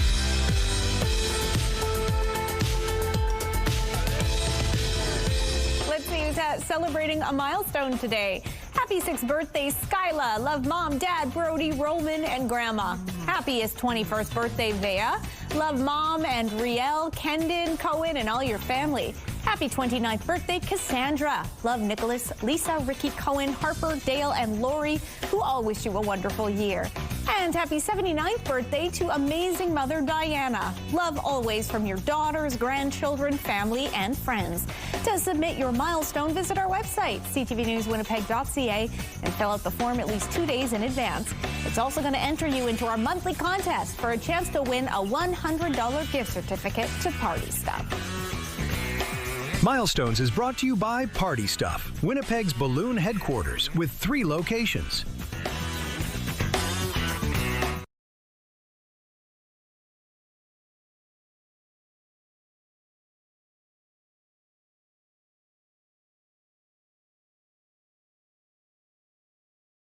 Weather is brought to you by Canadian Footwear, helping you find the perfect fit. So a normal daytime high would be 3 degrees. We're probably going to top out at about -8 today. That's a lot closer to a normal low of -7. Last year we got up to almost 12 degrees, and back in 1946 we were at 16 degrees. That was the record. But even last year, 11 degrees. Like, I would be happy with seasonal temperatures, 3 degrees right now. You know, we're waking up now to not just these cold temperatures, but fresh snow on the ground. It's going to make things a little bit slick. And many places are seeing plenty of sunshine, and we were seeing some clearing, but I just stepped outside a few minutes ago and it's clouded back over again. Now, I don't think it's going to stay that way. I do anticipate to see more sunshine, just not seeing it right now, and it put me in a sour mood.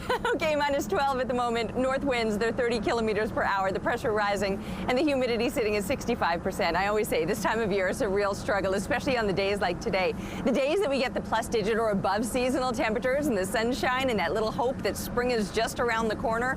But it feels like it's around too many corners at this point, because today and tomorrow, well below seasonal, and another round of snow is likely to be passing through overnight. Central and northern Manitoba will probably stay clear, but here in the south, yeah, we're going to wake up to the snow again tomorrow and then watch it clear through the day, but still these well below seasonal temperatures to finish off the week. The weekend, it improves, but only slightly. We could be getting up to 1 degree when 3 is normal.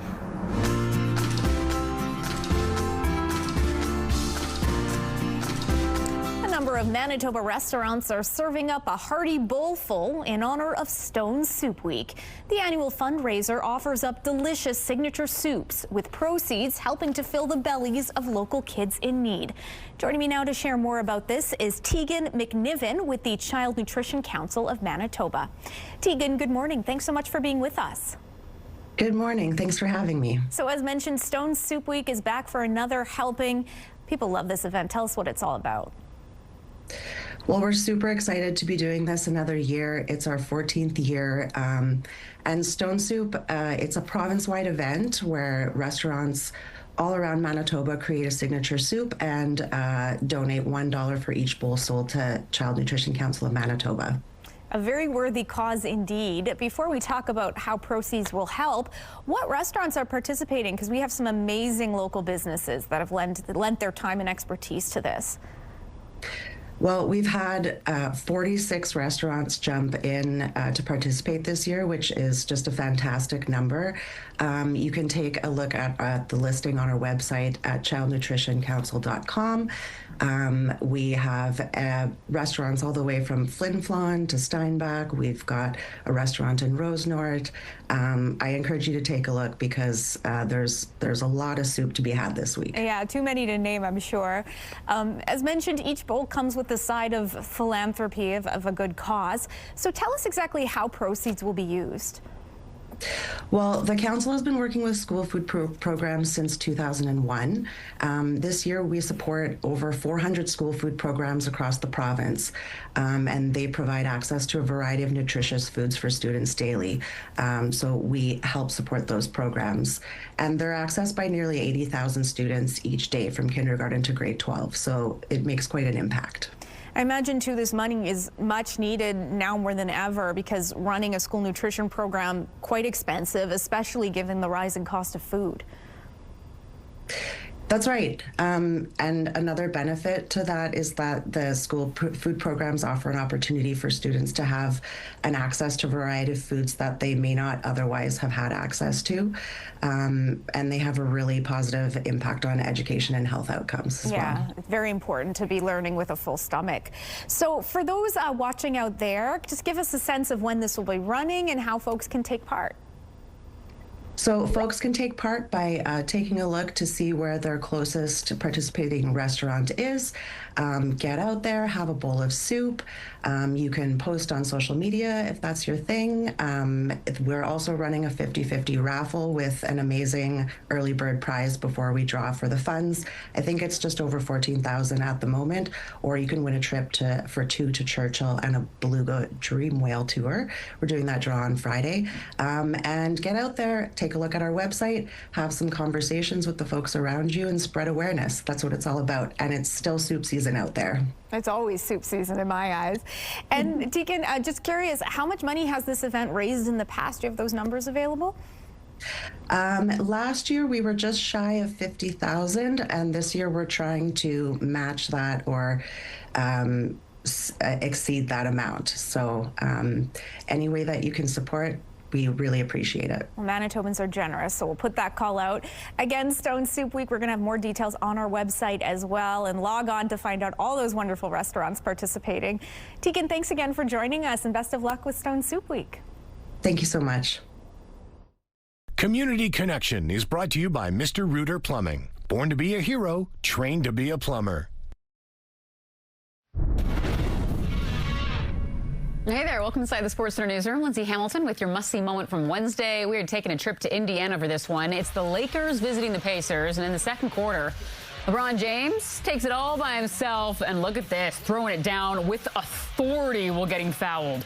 James playing through the contact, delivers a monster slam, 41 years old, uses his left hand, puts the 28-year-old Jay Huff on a poster.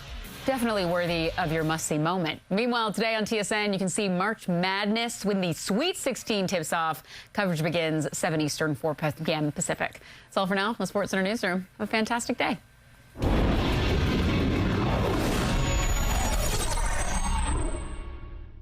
The TSN must-see moment is brought to you by Super Blinds and Draperies, featuring Hunter Douglas products. Toronto's Women's College Hospital this week honored Nelly Furtado. She is this year's recipient of the hospital's Trailblazer Award. Furtado was recognized for empowering women and girls with her music, giving, and advocacy. The hospital this week hosted its 15th Women for Women Gala.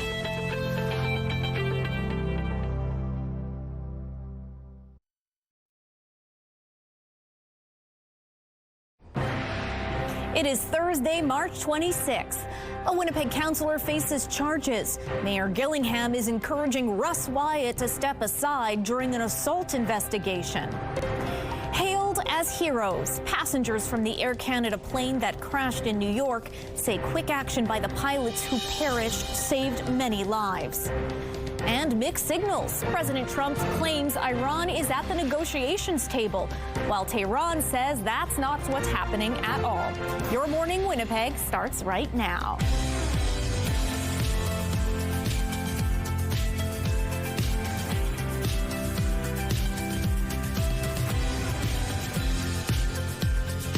On your Thursday. Thanks for being with us, Manitoba, for this last hour of Your Morning Winnipeg. Catherine Dow here in the chair for Rochelle Legacy. Terry Gale, as always, covering us off on weather.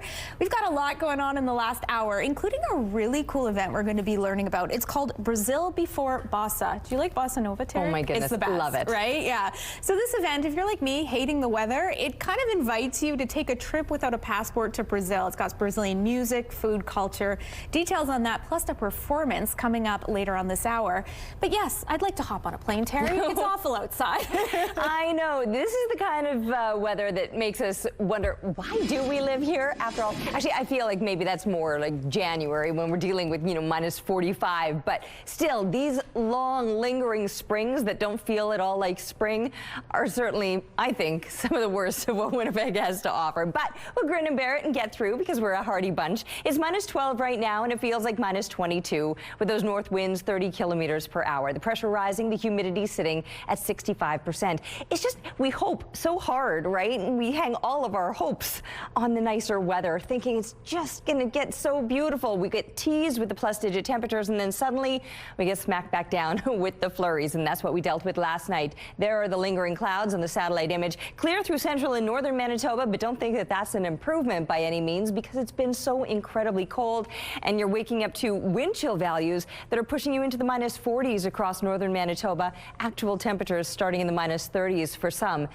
And we too are going to be well below seasonal today, even though the improvements will come with the sky conditions. The snow has pretty much tapered off. We will start to see some sunshine. It's just not going to be warming up. And then another round of snow could be passing through into the evening overnight hours. And we do it all over again tomorrow. Lingering bits of flurries, clearing out, hoping to get some warmer weather with the sunshine, but it's just not going to happen. Not the rest of this week anyway. Slight improvements into the weekend when we're at least pushing above the freezing mark, but a normal daytime high would have us around 3 degrees, +3. We'll get to about 1 through the weekend and slip a little further from that next week. Our art today. Okay, here's where we can have some fun. Cameron, I appreciate what you've done for us. These snowmen look like they're having a jolly good time out there, and we'd love to see more of your art. So you can go to our website now to submit your art, ctvnewswinnipeg.ca. Then you can have the chance of having your art on TV, but you'll also be entered to win a $100 gift card from Crocodoodle on Kenniston. The weather art of the day is brought to you by Crocodoodle Paint Your Own Pottery. Make memories that last forever. A Winnipeg City Councilor is accused tonight of drugging and sexually assaulting a man that he met on the internet. CTV has confirmed Transcona Councilor Russ Wyatt was arrested and charged Tuesday. The Sex Crimes Unit launched an investigation in February after receiving a report from a man who said he had been sexually assaulted. He alleges he met Wyatt online and in person several times, but it was a meetup in December at a home in the east area of the city. He claims he was given an illicit drug and sexually assaulted. Police say the man sought medical attention afterwards. Wyatt, who's 56, is charged with sexual assault. The mayor heard about the charges Wednesday morning and had this to say. Notwithstanding, the rules that may be in place, I would really encourage the councillor to step away and deal with this matter. This is not the first time Wyatt's been accused of sexual assault. In 2018, he took a leave from council to seek addictions treatment after he was charged for assaulting a woman. Those charges were later stayed by the Crown, and these latest allegations have not been tested in court. A passenger on the Air Canada flight that crashed at LaGuardia Airport is describing what it was like to be on board. All of a sudden, it was just this really loud bang, and everybody's head just basically hit the seat in front of them. And in that moment, it was chaos and panic. I mean, this plane immediately felt like there was no one in control. Jack Cabot says he was one of the first to get off the plane using the emergency exit. When he did, he saw the damage, and he says he felt lucky to be alive. Cabot says even though it was chaotic and scary, there was a sense of community among the passengers, with everyone helping one another. Passengers are also praising the pilots, saying the brakes were hit suddenly when they landed, which they say likely ended up saving more lives. Both Canadian pilots, Captain Antoine Ferret and First Officer Mackenzie Gunther, were killed in the crash. And the plane's wreckage has now been removed from the runway. It's been transferred to a hangar at the airport. The airline says crews are sorting through all of the baggage and personal items that were left on board. U.S. President Donald Trump insists talks are happening with Iran. It's just that Tehran won't admit it. They are negotiating, by the way, and they want to make a deal so badly, but they're afraid to say it because they figure they'll be killed by their own people. They're also afraid they'll be killed by us. President Trump hasn't said who exactly the U.S. is talking to. High-ranking members of Iran's government say it's not them. Its foreign minister insists there have been no direct talks, but the two sides have exchanged messages through intermediaries. We do know the U.S. gave Iran a 15-point plan through Pakistan. Taking a look at the current traffic situation around St. Mary's Road, a little bit busy along this stretch as rush hour is still in full effect. Meanwhile, if you have any traffic tips or updates to share, text them to us at 10400. Traffic is brought to you by the Kidney Foundation. Help by donating your car today. CTV's Ainsley McPhail, I believe, has made it to my favorite part of the Manitoba Museum. Are you in the planetarium, Ainsley?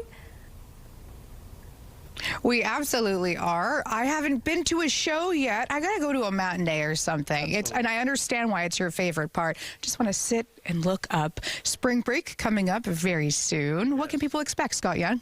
Well, we have two special shows in the planetarium for spring break. We've got a show called Living Worlds, which is really about looking for aliens. Like, what's out there? What kind of planets are there? What do aliens need to live? Are we aliens? All sorts of really sort of big mind-blowing questions. And then we have sort of a more of a family show, which is called Perfect Little Planet. And that's about a family of little imaginary aliens that are looking for a vacation spot, and they decide, well, which planet should we go visit? Well, let's check out the travel guide, and they look at all the planets and sort of figure out, well, which is the best one to visit. So that's a fun way of looking at kind of the same issues, but just for, for families and then for people that want to think a little bit more. Yeah. Well, do I want to be on Earth? When it comes to the alien conversation, what's your, because I'm sure you get this all the time. Are there aliens? So may I ask you on camera? It's too late. Sure, yeah. Well, I'm sure there's life out there somewhere. There's just so many environments. And if you look here on Earth, there's so many kinds of life in, there's life in volcanoes, there's life at the bottom of the ocean. It's not just stuff like us. So there's got to be something out there. But I think a lot of it is probably pretty primitive, stuff like algae, plankton, that kind of stuff. That'll be very common out there, I think, I hope. I'll look pretty stupid in a few years when the spacecraft gets to Jupiter and answers that question for us. But yeah, that's the kind of thing that I think that's out there. There might be stuff like us. I don't know. We'll have to see. I'd like something different, just to shake it up, shake up the universe. Yeah. We're almost out of time. When can people see this? So spring break, these shows are running every day, and they alternate throughout the day, every hour and 15 minutes or so, and all the details are on the website, and one ticket gets you into all the shows, so you can come and see both of them. Okay, and now I have no excuse. I think I've just been getting a VIP experience for so long that I'm spoiled. I'm personally hoping there's an ET out there, and I could be Elliot, That looks good to me. All right, thanks, Ainsley. I'm going to blame the delay there on her not reacting. I'm thinking it's because she's too young to have seen E.T. Okay, there was a new face at a Fredericton City Council meeting this week, though she's not old enough to vote. A councillor brought her 7-week-old daughter, a first for the city. CTV's Laura Brown looks at how that simple act is encouraging others. 7 weeks in the world, and baby Josie is already making a statement that parenthood and politics can, in fact, mix. We have a very special guest with us this evening, and it marks a historic moment for Fredericton City Council. Josie was the youngest attendee ever at Monday's regular council meeting in Fredericton. A balancing act, Councillor Cassandra LeBlanc admits, came with some very normal newborn anxieties. Worrying about my baby having a blowout and where am I going to change them? If it's mid-council, I don't want to miss a vote. Also, breastfeeding and what to do if she cried. Josie rose to the occasion, showing everyone she belongs. Mayor Kate Rogers says it's taken some time to get here, though. She's Fredericton's first female mayor. And the conversation was, why aren't there more women at the table? And I would say, women don't want to be at that table because that table is not welcoming to us. I wanted to create a space where women knew that it was their place. Very few sitting New Brunswick politicians have given birth while in office. 5 years ago, MLA Megan Mitten had to ask that the provincial legislature install change tables so she could bring her newborn to the House. At 27, LeBlanc was the youngest woman elected to council in 2021, knowing at some point she'd want to start a family. But I think this is a great example of how the secondary plan is supposed to work. And I hope one day she looks back on that and is proud of her mom, and maybe it inspires her and other little girls to run for council or other offices. A reminder that even the youngest constituents can make waves. And of course, the hope is for baby Josie to grow up in a world with more women and mothers around the political table. Laura Brown, CTV News, Fredericton. Oh, those little cheeks. All right.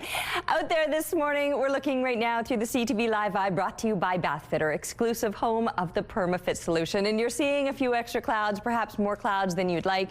You're also probably seeing more snow on the ground than you'd like and feeling the colder temperatures than what you'd like. I don't think many people are really loving what Mother Nature has been dishing up because we are well below seasonal and feeling more like winter than spring. Right now in Winnipeg, -12, similar temperatures through the very south, central Manitoba, even colder yet in those low to mid -20s, and then pushing up into the -30s further up into the north. Clear conditions, yes, in areas to the north of us, but just these well below seasonal temperatures, pushing those wind chill values up into the -40s across the most northern stretch. And even here, it's making it feel like -20s or -30s through the more central part of the province. So I put the parka on this morning. Listen, no shame in that. There's no point in trying to dress for like spring-like weather. I know it's like, dress for the job you want, dress for the weather you want. Don't. Dress for the weather that you've got and you'll be a lot happier. So winter, that's what we're dealing with right now. These well below seasonal temperatures for another couple of days. days and perhaps another round of snow tonight. But through most of the day, we'll see that cloud clearing out and increasing amounts of sunshine. The mercury, though, not doing its job. Getting to about -9 by the time kids are coming home from school. -7 is a normal low temperature. A normal daytime high, that would be +3 degrees. And we're likely to top out at about -8, below a seasonal low, dropping further overnight. Another round of snow. Still cold tomorrow, a little bit sunnier, slightly milder for the weekend, but still not back to seasonal. We're taking a break right now, but we'll be back with your Morning Winnipeg.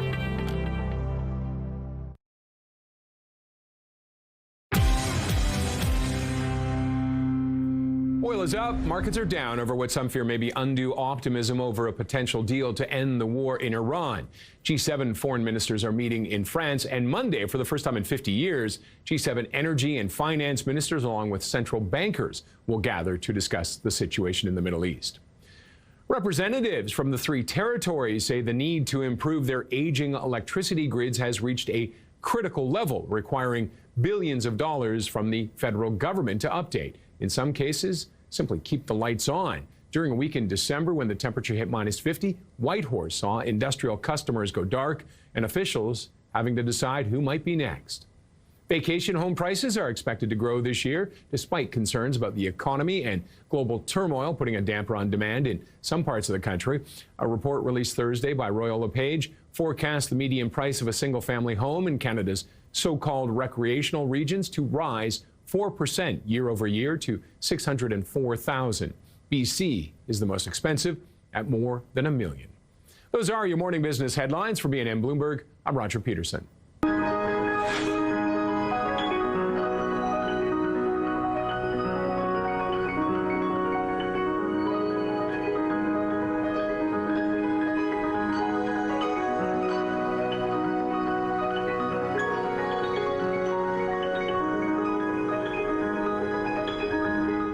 He is known as the prophet of the piano, setting 2 world records as the fastest to tickle the ivories.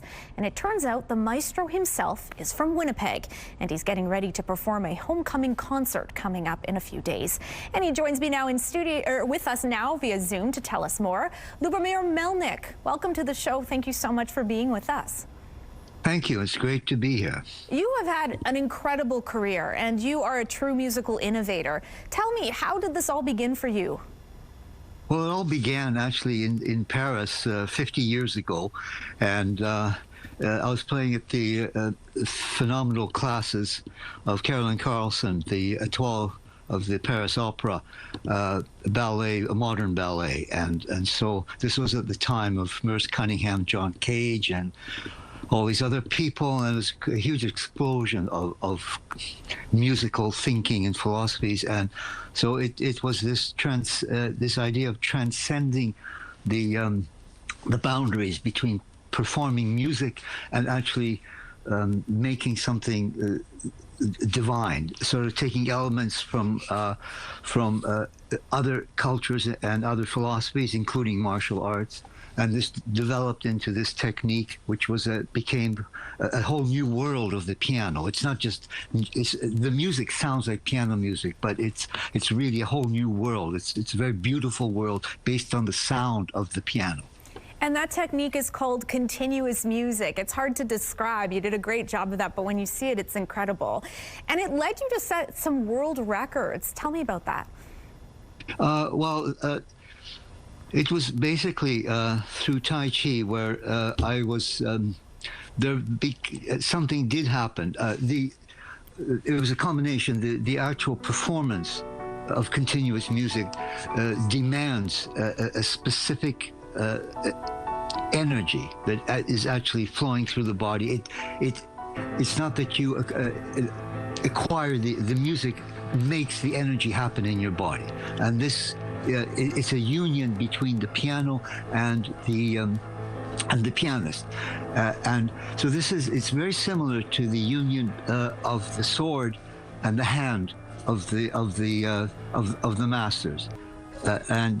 For example, in Kung Fu, there is no separation between the physical thing and the actual body, and this also applies to the sound. So at the concerts,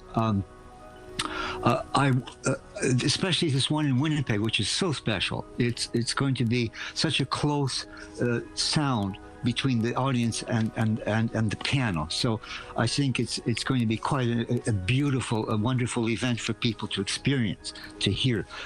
And just on a personal note, what's it like? I know you've been back several times to perform, but what is it like performing in your hometown?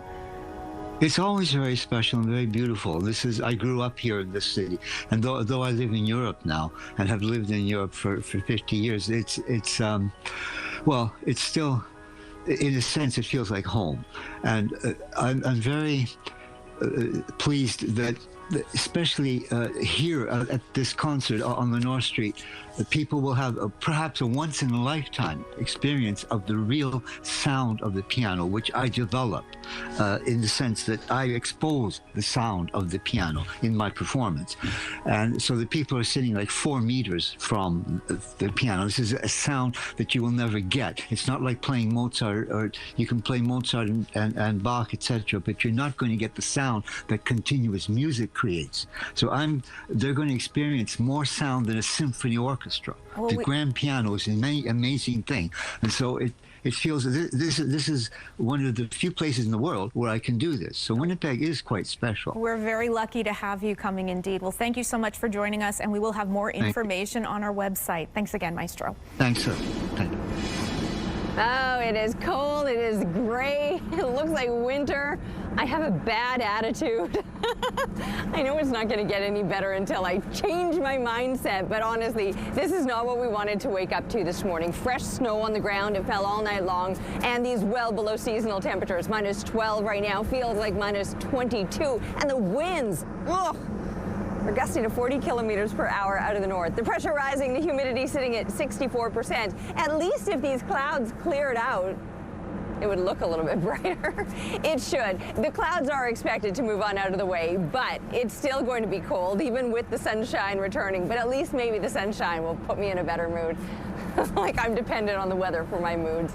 Anyway, it is going to be cold for today and tomorrow, well below seasonal, with another round of snow tonight. So at least if we can wrap our heads around that, we know we're going to wake up to this same situation tomorrow. If we can brace ourselves for it, maybe it won't seem so bad. The below seasonal temperatures, they're being felt right across the province. In fact, we'll get up to a high of about minus 8 here in Winnipeg, but Churchill, for example, in the far north, they're only going to get up to highs in the minus 20s. So relatively speaking, it's not that bad, except that you ask this goose, he'd be like, yeah, it is that bad. I came back to snow. Anyway, this picture taken in St. Patel Park. Thanks to Debbie for snapping and sharing. Keep the photos coming to Winnipeg Weather at CTV.ca. We're taking a break. We'll see you soon. Weather is brought to you by Garage Masters, your complete garage specialists.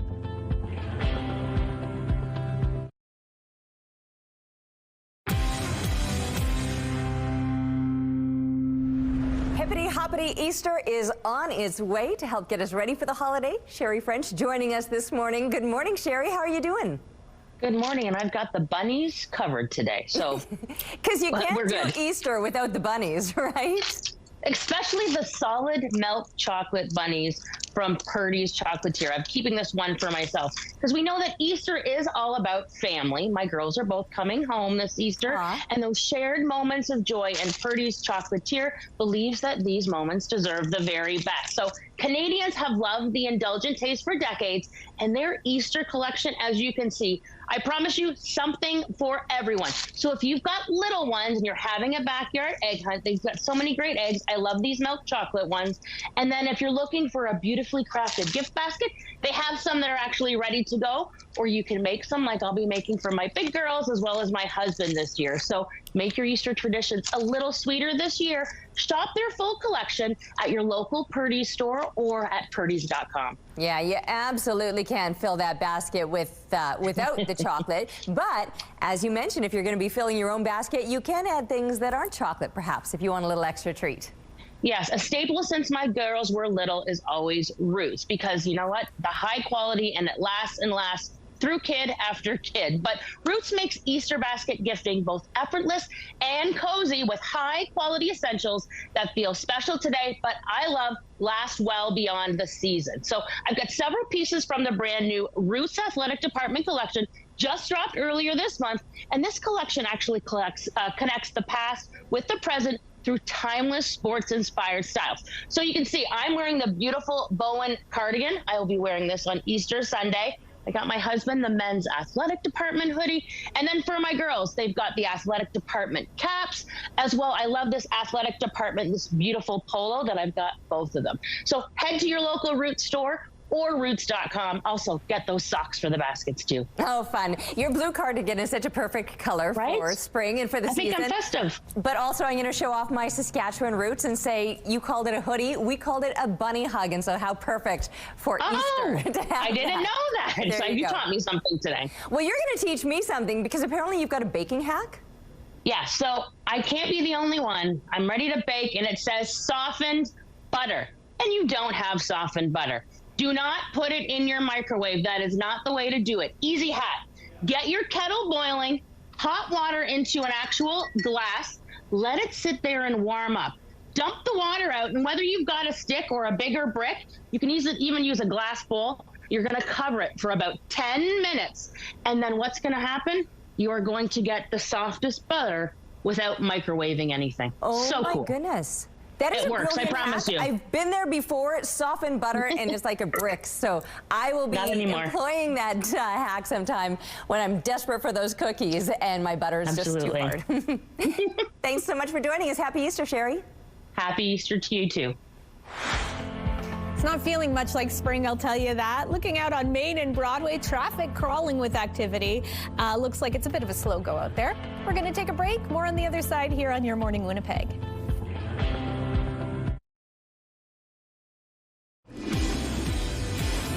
All right, it's a cold start to your Thursday morning with some heavier clouds, more than we'd like perhaps. They should be clearing out. At least the snow has tapered off, but you will notice that fresh dusting on the ground this morning. -12 feels like -22 when you're factoring in that wind out of the north, and it's gusting to 40 kilometers per hour. The pressure is rising and the humidity sitting at 64%. So yes, the snow has come to an end. That's good, although it's probably going to be back again this coming night. Now we just have to wait for these clouds to clear. However, careful what you wish for, because where it's clear, it's even colder yet. Central and northern Manitoba, -20s and then -30s further that you go into the north. Where we're headed today is a high of -8. A normal daytime high would be +3 degrees, so nowhere near that. In fact, a normal low temperature would be -7, and we're not even getting to those normal lows, let alone daytime highs. We're also dealing with winds out of the north, at times gusting to 50 clicks, and while it will clear out today with a little more sunshine on tap, it's probably going to snow again tonight as we drop down to -13. Now, we'll do it all over again tomorrow. The snow will taper off, the clouds will clear, we'll get back to the sunshine for tomorrow, but it's still not warming up. -6, maybe a degree or two better than today, but still well below seasonal. And a bit of a warm up for the weekend, but it still doesn't quite get us to where we should be this time of year. That +3 degrees, nowhere near. In fact, we'll get into the plus digits for the weekend and slip a little bit into next week with some heavier clouds and maybe even some scattered precipitation to be passing through on Tuesday before we see that sunshine again. Thanks, Terry. The city of Winnipeg is warning some city services may be unavailable tonight into Friday during scheduled network upgrades. A network outage will impact the city's 3 call centers, and online services may experience intermittent disruptions. This includes services like 311, Water and Waste, and Winnipeg Transit call centers, self-service online forms, the My Utility service, and the Winnipeg Transit app. Parking ticket payments, appeals, and city job postings, among others, may also be disrupted. The city says the upgrades will take place between 9 tonight and 5 Friday morning. There is backlash over the province's plan to tax-exempt grocery store pre-made meals and not restaurant meals. Manitoba's Restaurant and Food Services Association says if your grocery store rotisserie chicken is tax-free, a rotisserie restaurant chicken should also be. Just as Manitobans are struggling to make ends meet, so too are restaurants. Not only are their operating costs rising, but fewer Manitobans can afford to eat out these days. We're told many restaurants are barely breaking even or already operating at a loss. And there is fear that singling out takeout food for provincial tax will lead more Manitobans to pull back from going to restaurants, spending money. Restaurants Canada argues many Manitobans rely on restaurants for daily meals, but also for their livelihood. saying 43,000 Manitobans, including 19,000 youth, work in the industry. Jobs it calls critical as our province struggles with unemployment, affordability, and continued economic uncertainty. As families of the pilots grieve and passengers continue to process the horror of that disaster, Air Canada's CEO is facing mounting criticism over how he expressed his condolences. CTV's Annie Bergeron-Oliver reports. Oh, bonjour. That was one of two French words spoken by Michael Russo in a nearly 4-minute video updating Canadians on the LaGuardia crash. Somber day. A unilingual message the Prime Minister said showed a lack of compassion and judgment. We proudly live in a bilingual country, and companies like Air Canada particularly have a responsibility to always communicate in both official languages regardless of the situation. I'm very disappointed as others are. In a statement, Air Canada says its CEO wanted to address everyone affected and that French subtitles were used. Despite his efforts, his ability to express himself in French does not allow him to convey such a sensitive message in that language as he would wish. A decision that isn't sitting well with members of the House Official Languages Committee, who summoned Russo to appear by May 1st. Unacceptable, because it's repeat the situation. In 2021, Russo committed to learning French after an English-only speech before Montreal's Chamber of Commerce prompted protests and calls for his resignation, a situation that brought Russo before the same parliamentary committee. I admit I made a mistake by not learning to speak French when I joined Air Canada. Quebec's premier wants Russo to resign. If he still doesn't speak French today, it's a lack of respect. Experts question why Russo didn't try to read some prepared remarks in French. It's non-ideal communications. It was a communications goof, but is it a PR disaster that will have lasting impact on the brand? I don't think so. Air Canada is subject to the Official Languages Act, and so far the Office of the Commissioner of Official Languages has received more than 790 complaints. Annie Bergeron-Oliver, CTV News, Ottawa. Taking a look at the current traffic situation around Portage Avenue, starting to get a little bit quieter as the rush hour winds down. If you have any traffic tips meanwhile or updates to share, text them to us at 10400. Taking a look at your gas prices, the Canadian average stands at $1.72. The provincial average is at $1.67. In Winnipeg, the average is $1.68, and the lowest price in the city is $1.50. All this information is on GasBuddy.com. Time now for the results of your question of the day. Because it is National Spinach Day, we wanted to know from you, what is your favorite leafy greens or vegetable? Ken says green and yellow beans fresh from the garden. Concur, Ken. Lettuce, celery, and kale for Marlene. Louise shared our favorite leafy green is butter crunch lettuce, and vegetable is peas. I grow both in my garden in the summer. Bean sprouts, texted another viewer's. Spinach, says Susan, also Popeye's favorite. Darren shared a fresh garden salad is the tastiest, especially when someone else makes it. Eves and Helen, our favorite veggies are the ones we can eat straight from the garden: carrots, beans, peas, cukes, and the tiny potatoes as we dig them out.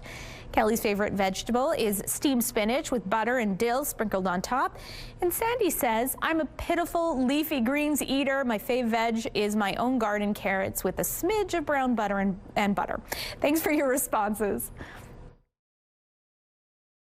Question of the day, brought to you by Provivo, Manitoba's #1 cool sculpting clinic. Science-backed body contouring. Checking in one last time with CTV's Ainsley McPhail, who's having a great morning, if I do say so, at the Manitoba Museum. Ainsley. We are in a space meant for toddlers, but I'm already having so much fun. Mike Jansen joins us now, and if it's spring break, you've got an older kid, but you also have a little, this is the perfect spot for you. Tell us about the area. Yeah, well, we have exactly that, right? We have families of such diverse ages, and learning about science doesn't just start when you go into school. So we wanted to create a space, a safe space for our younger scientists to come and explore and learn about all the different things that can happen with science. And so we created the Toddler Treehouse to do exactly that. Mm-hmm. And when you say safe space, we literally mean physically safe. So what are some of those features? Yeah, exactly. We've sort of separated out this area. I mean, it's got a circular area that sort of cocoons everybody in here, but parents can still keep an eye on their other kids out in the science gallery. But it just prevents, you know, excitable kids out there from running into the toddlers who are exploring and playing in here. And of course, all the activities that we have in here are fairly safe and won't damage anybody if something happens to bump into them.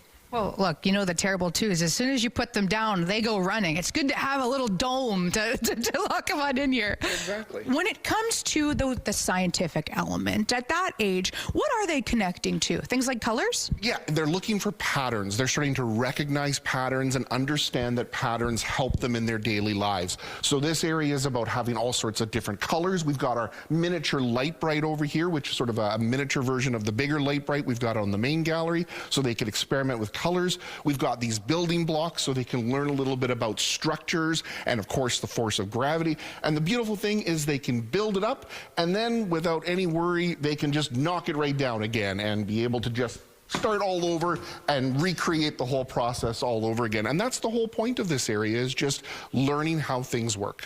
How excited were you to do that? Was I to do that? Maybe just a little tiny bit. Yeah, just fair enough.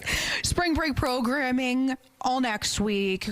Tell us about why this space should be part of that stop. Well, if you've got younger members of your family, this is the place to be. This is the place for them to come and explore. I mean, certainly they can go out to the rest of our science gallery. We've got so many fun exhibits. Of course, our pulley chairs and our magnetic ball wall, and of course the old classics like the Matrix and our race car. But this area really is just for those younger visitors and their parents or guardians. Of course, we want everybody to play safely, so we want them to be supervised. But we're just hoping they'll come for spring break and have fun as a whole family and enjoy themselves here. Thank you so much. And the theme, think big too, a scavenger hunt, looking at all those bigger artifacts. Back to you. It looks like so much fun down there. Thanks so much, Ainsley. Doesn't look like so much fun up on the rooftop, which is where we find Terry Apostle. I know, and I've been saying I have a bad attitude. You know who has a worse attitude, though, is Director Kim, because she was telling me she's not even going to shovel anymore. I'm like, there's more snow coming tonight. She's like, I'm not doing it. She's not going to shovel anymore. Okay, fine. Do you know who else I think has taken the same stance as the property management company of my condo? Given this, listen, I'm not here to point fingers. This is what happens. This weather puts us in bad moods, and then we're all pointing fingers at each other. Anyway, here's the thing. We're all in this together. Across the entire province, we are all feeling the chill of it all, and I'm pretty sure that we're all feeling as frustrated with what Mother Nature has been serving up this season. It's spring, after all. It started last week, and we've been dealing now with a week of below seasonal temperatures, and we're still looking at probably another week of more of the same, although we will start to see some improvements. It's just going to take a couple of days. -12 is where we are right now, with a 40K wind gusting out of the north. It feels more like -22. Pressure rising, the humidity sitting at 64%. We will see some sunshine later today. These clouds right now, they're hanging around. That was my mood killer. I thought it was going to be clearing out faster, and then when these clouds moved in, I was like, oh. And I haven't been able to turn it around. Anyway, once it clears out, the sun will shine. I'll be like, oh, it's not so bad if you're properly dressed for it. But you do have to properly dress for it. Today and tomorrow, well below seasonal, and yes, another round of snow probably passing through overnight. So tomorrow we're going to wake up to more of the fresh white stuff, and we'll be like, where's this coming from? The sky. That's where it's coming from. The weekend, though. Okay, let's get back to the slightly better weather. Plus digits on tap for Saturday, Sunday. Not quite seasonal. Normal daytime highs would be 3 degrees. We'll barely get to about 1 degree. And then next week, yeah, I'm not going to tell you about next week. I'm just going to say we're going to get to plus digits this weekend, and we have that to look forward to. We're taking a break right now. We'll be back with Your Morning Winnipeg. Weather is brought to you by Mr. Lube Plus Tires. Same-day oil and tire changes.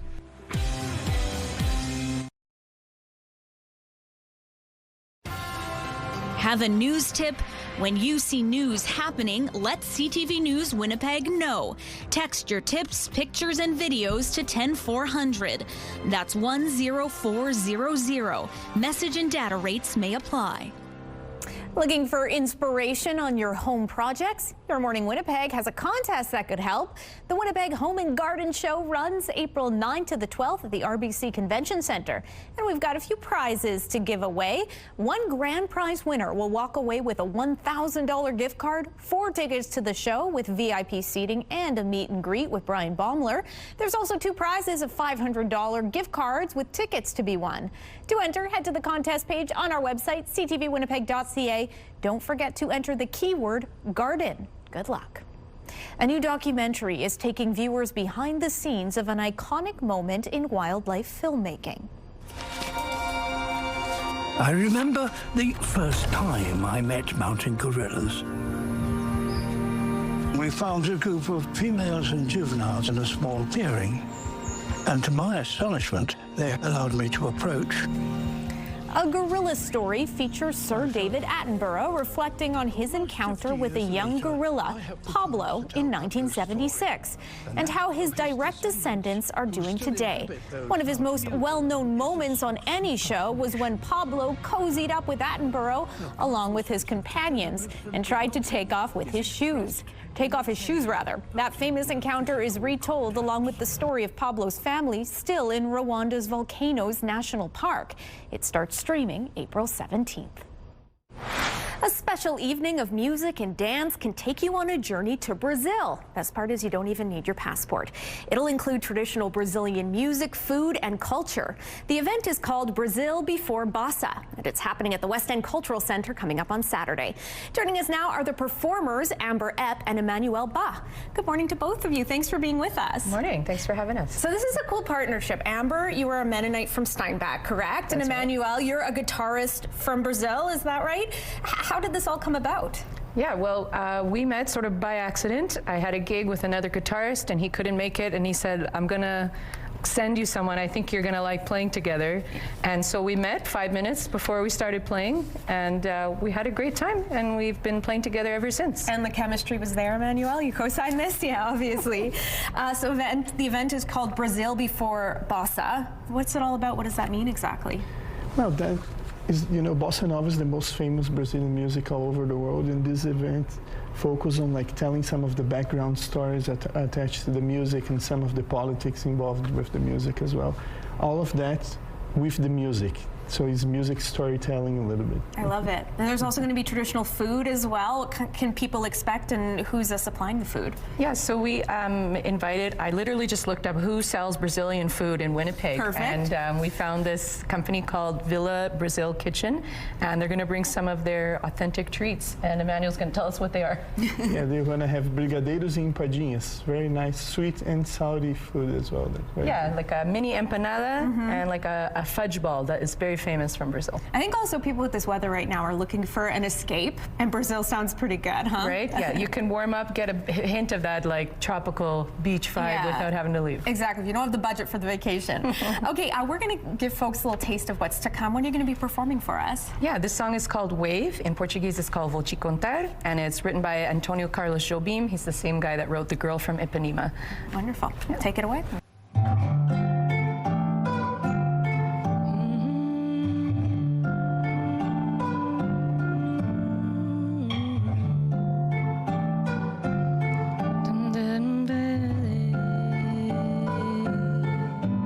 Vou te contar, os olhos já não podem ver coisas que só coração pode entender.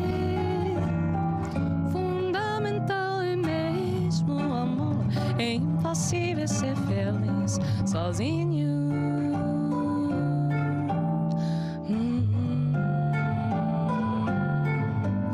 O resto é mar, é tudo que não sei contar. São coisas lindas que eu tenho pra te dar. Vem de mansinho e brisa e me diz, é impossível ser feliz sozinho.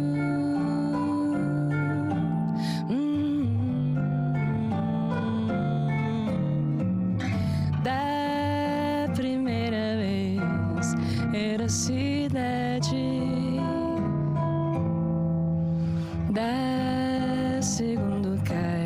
nós e a eternidade. Agora eu já sei da onda que seguiu no mar e das estrelas que esquecemos de contar. O amor se deixa surpreender enquanto a noite vem nos envolver.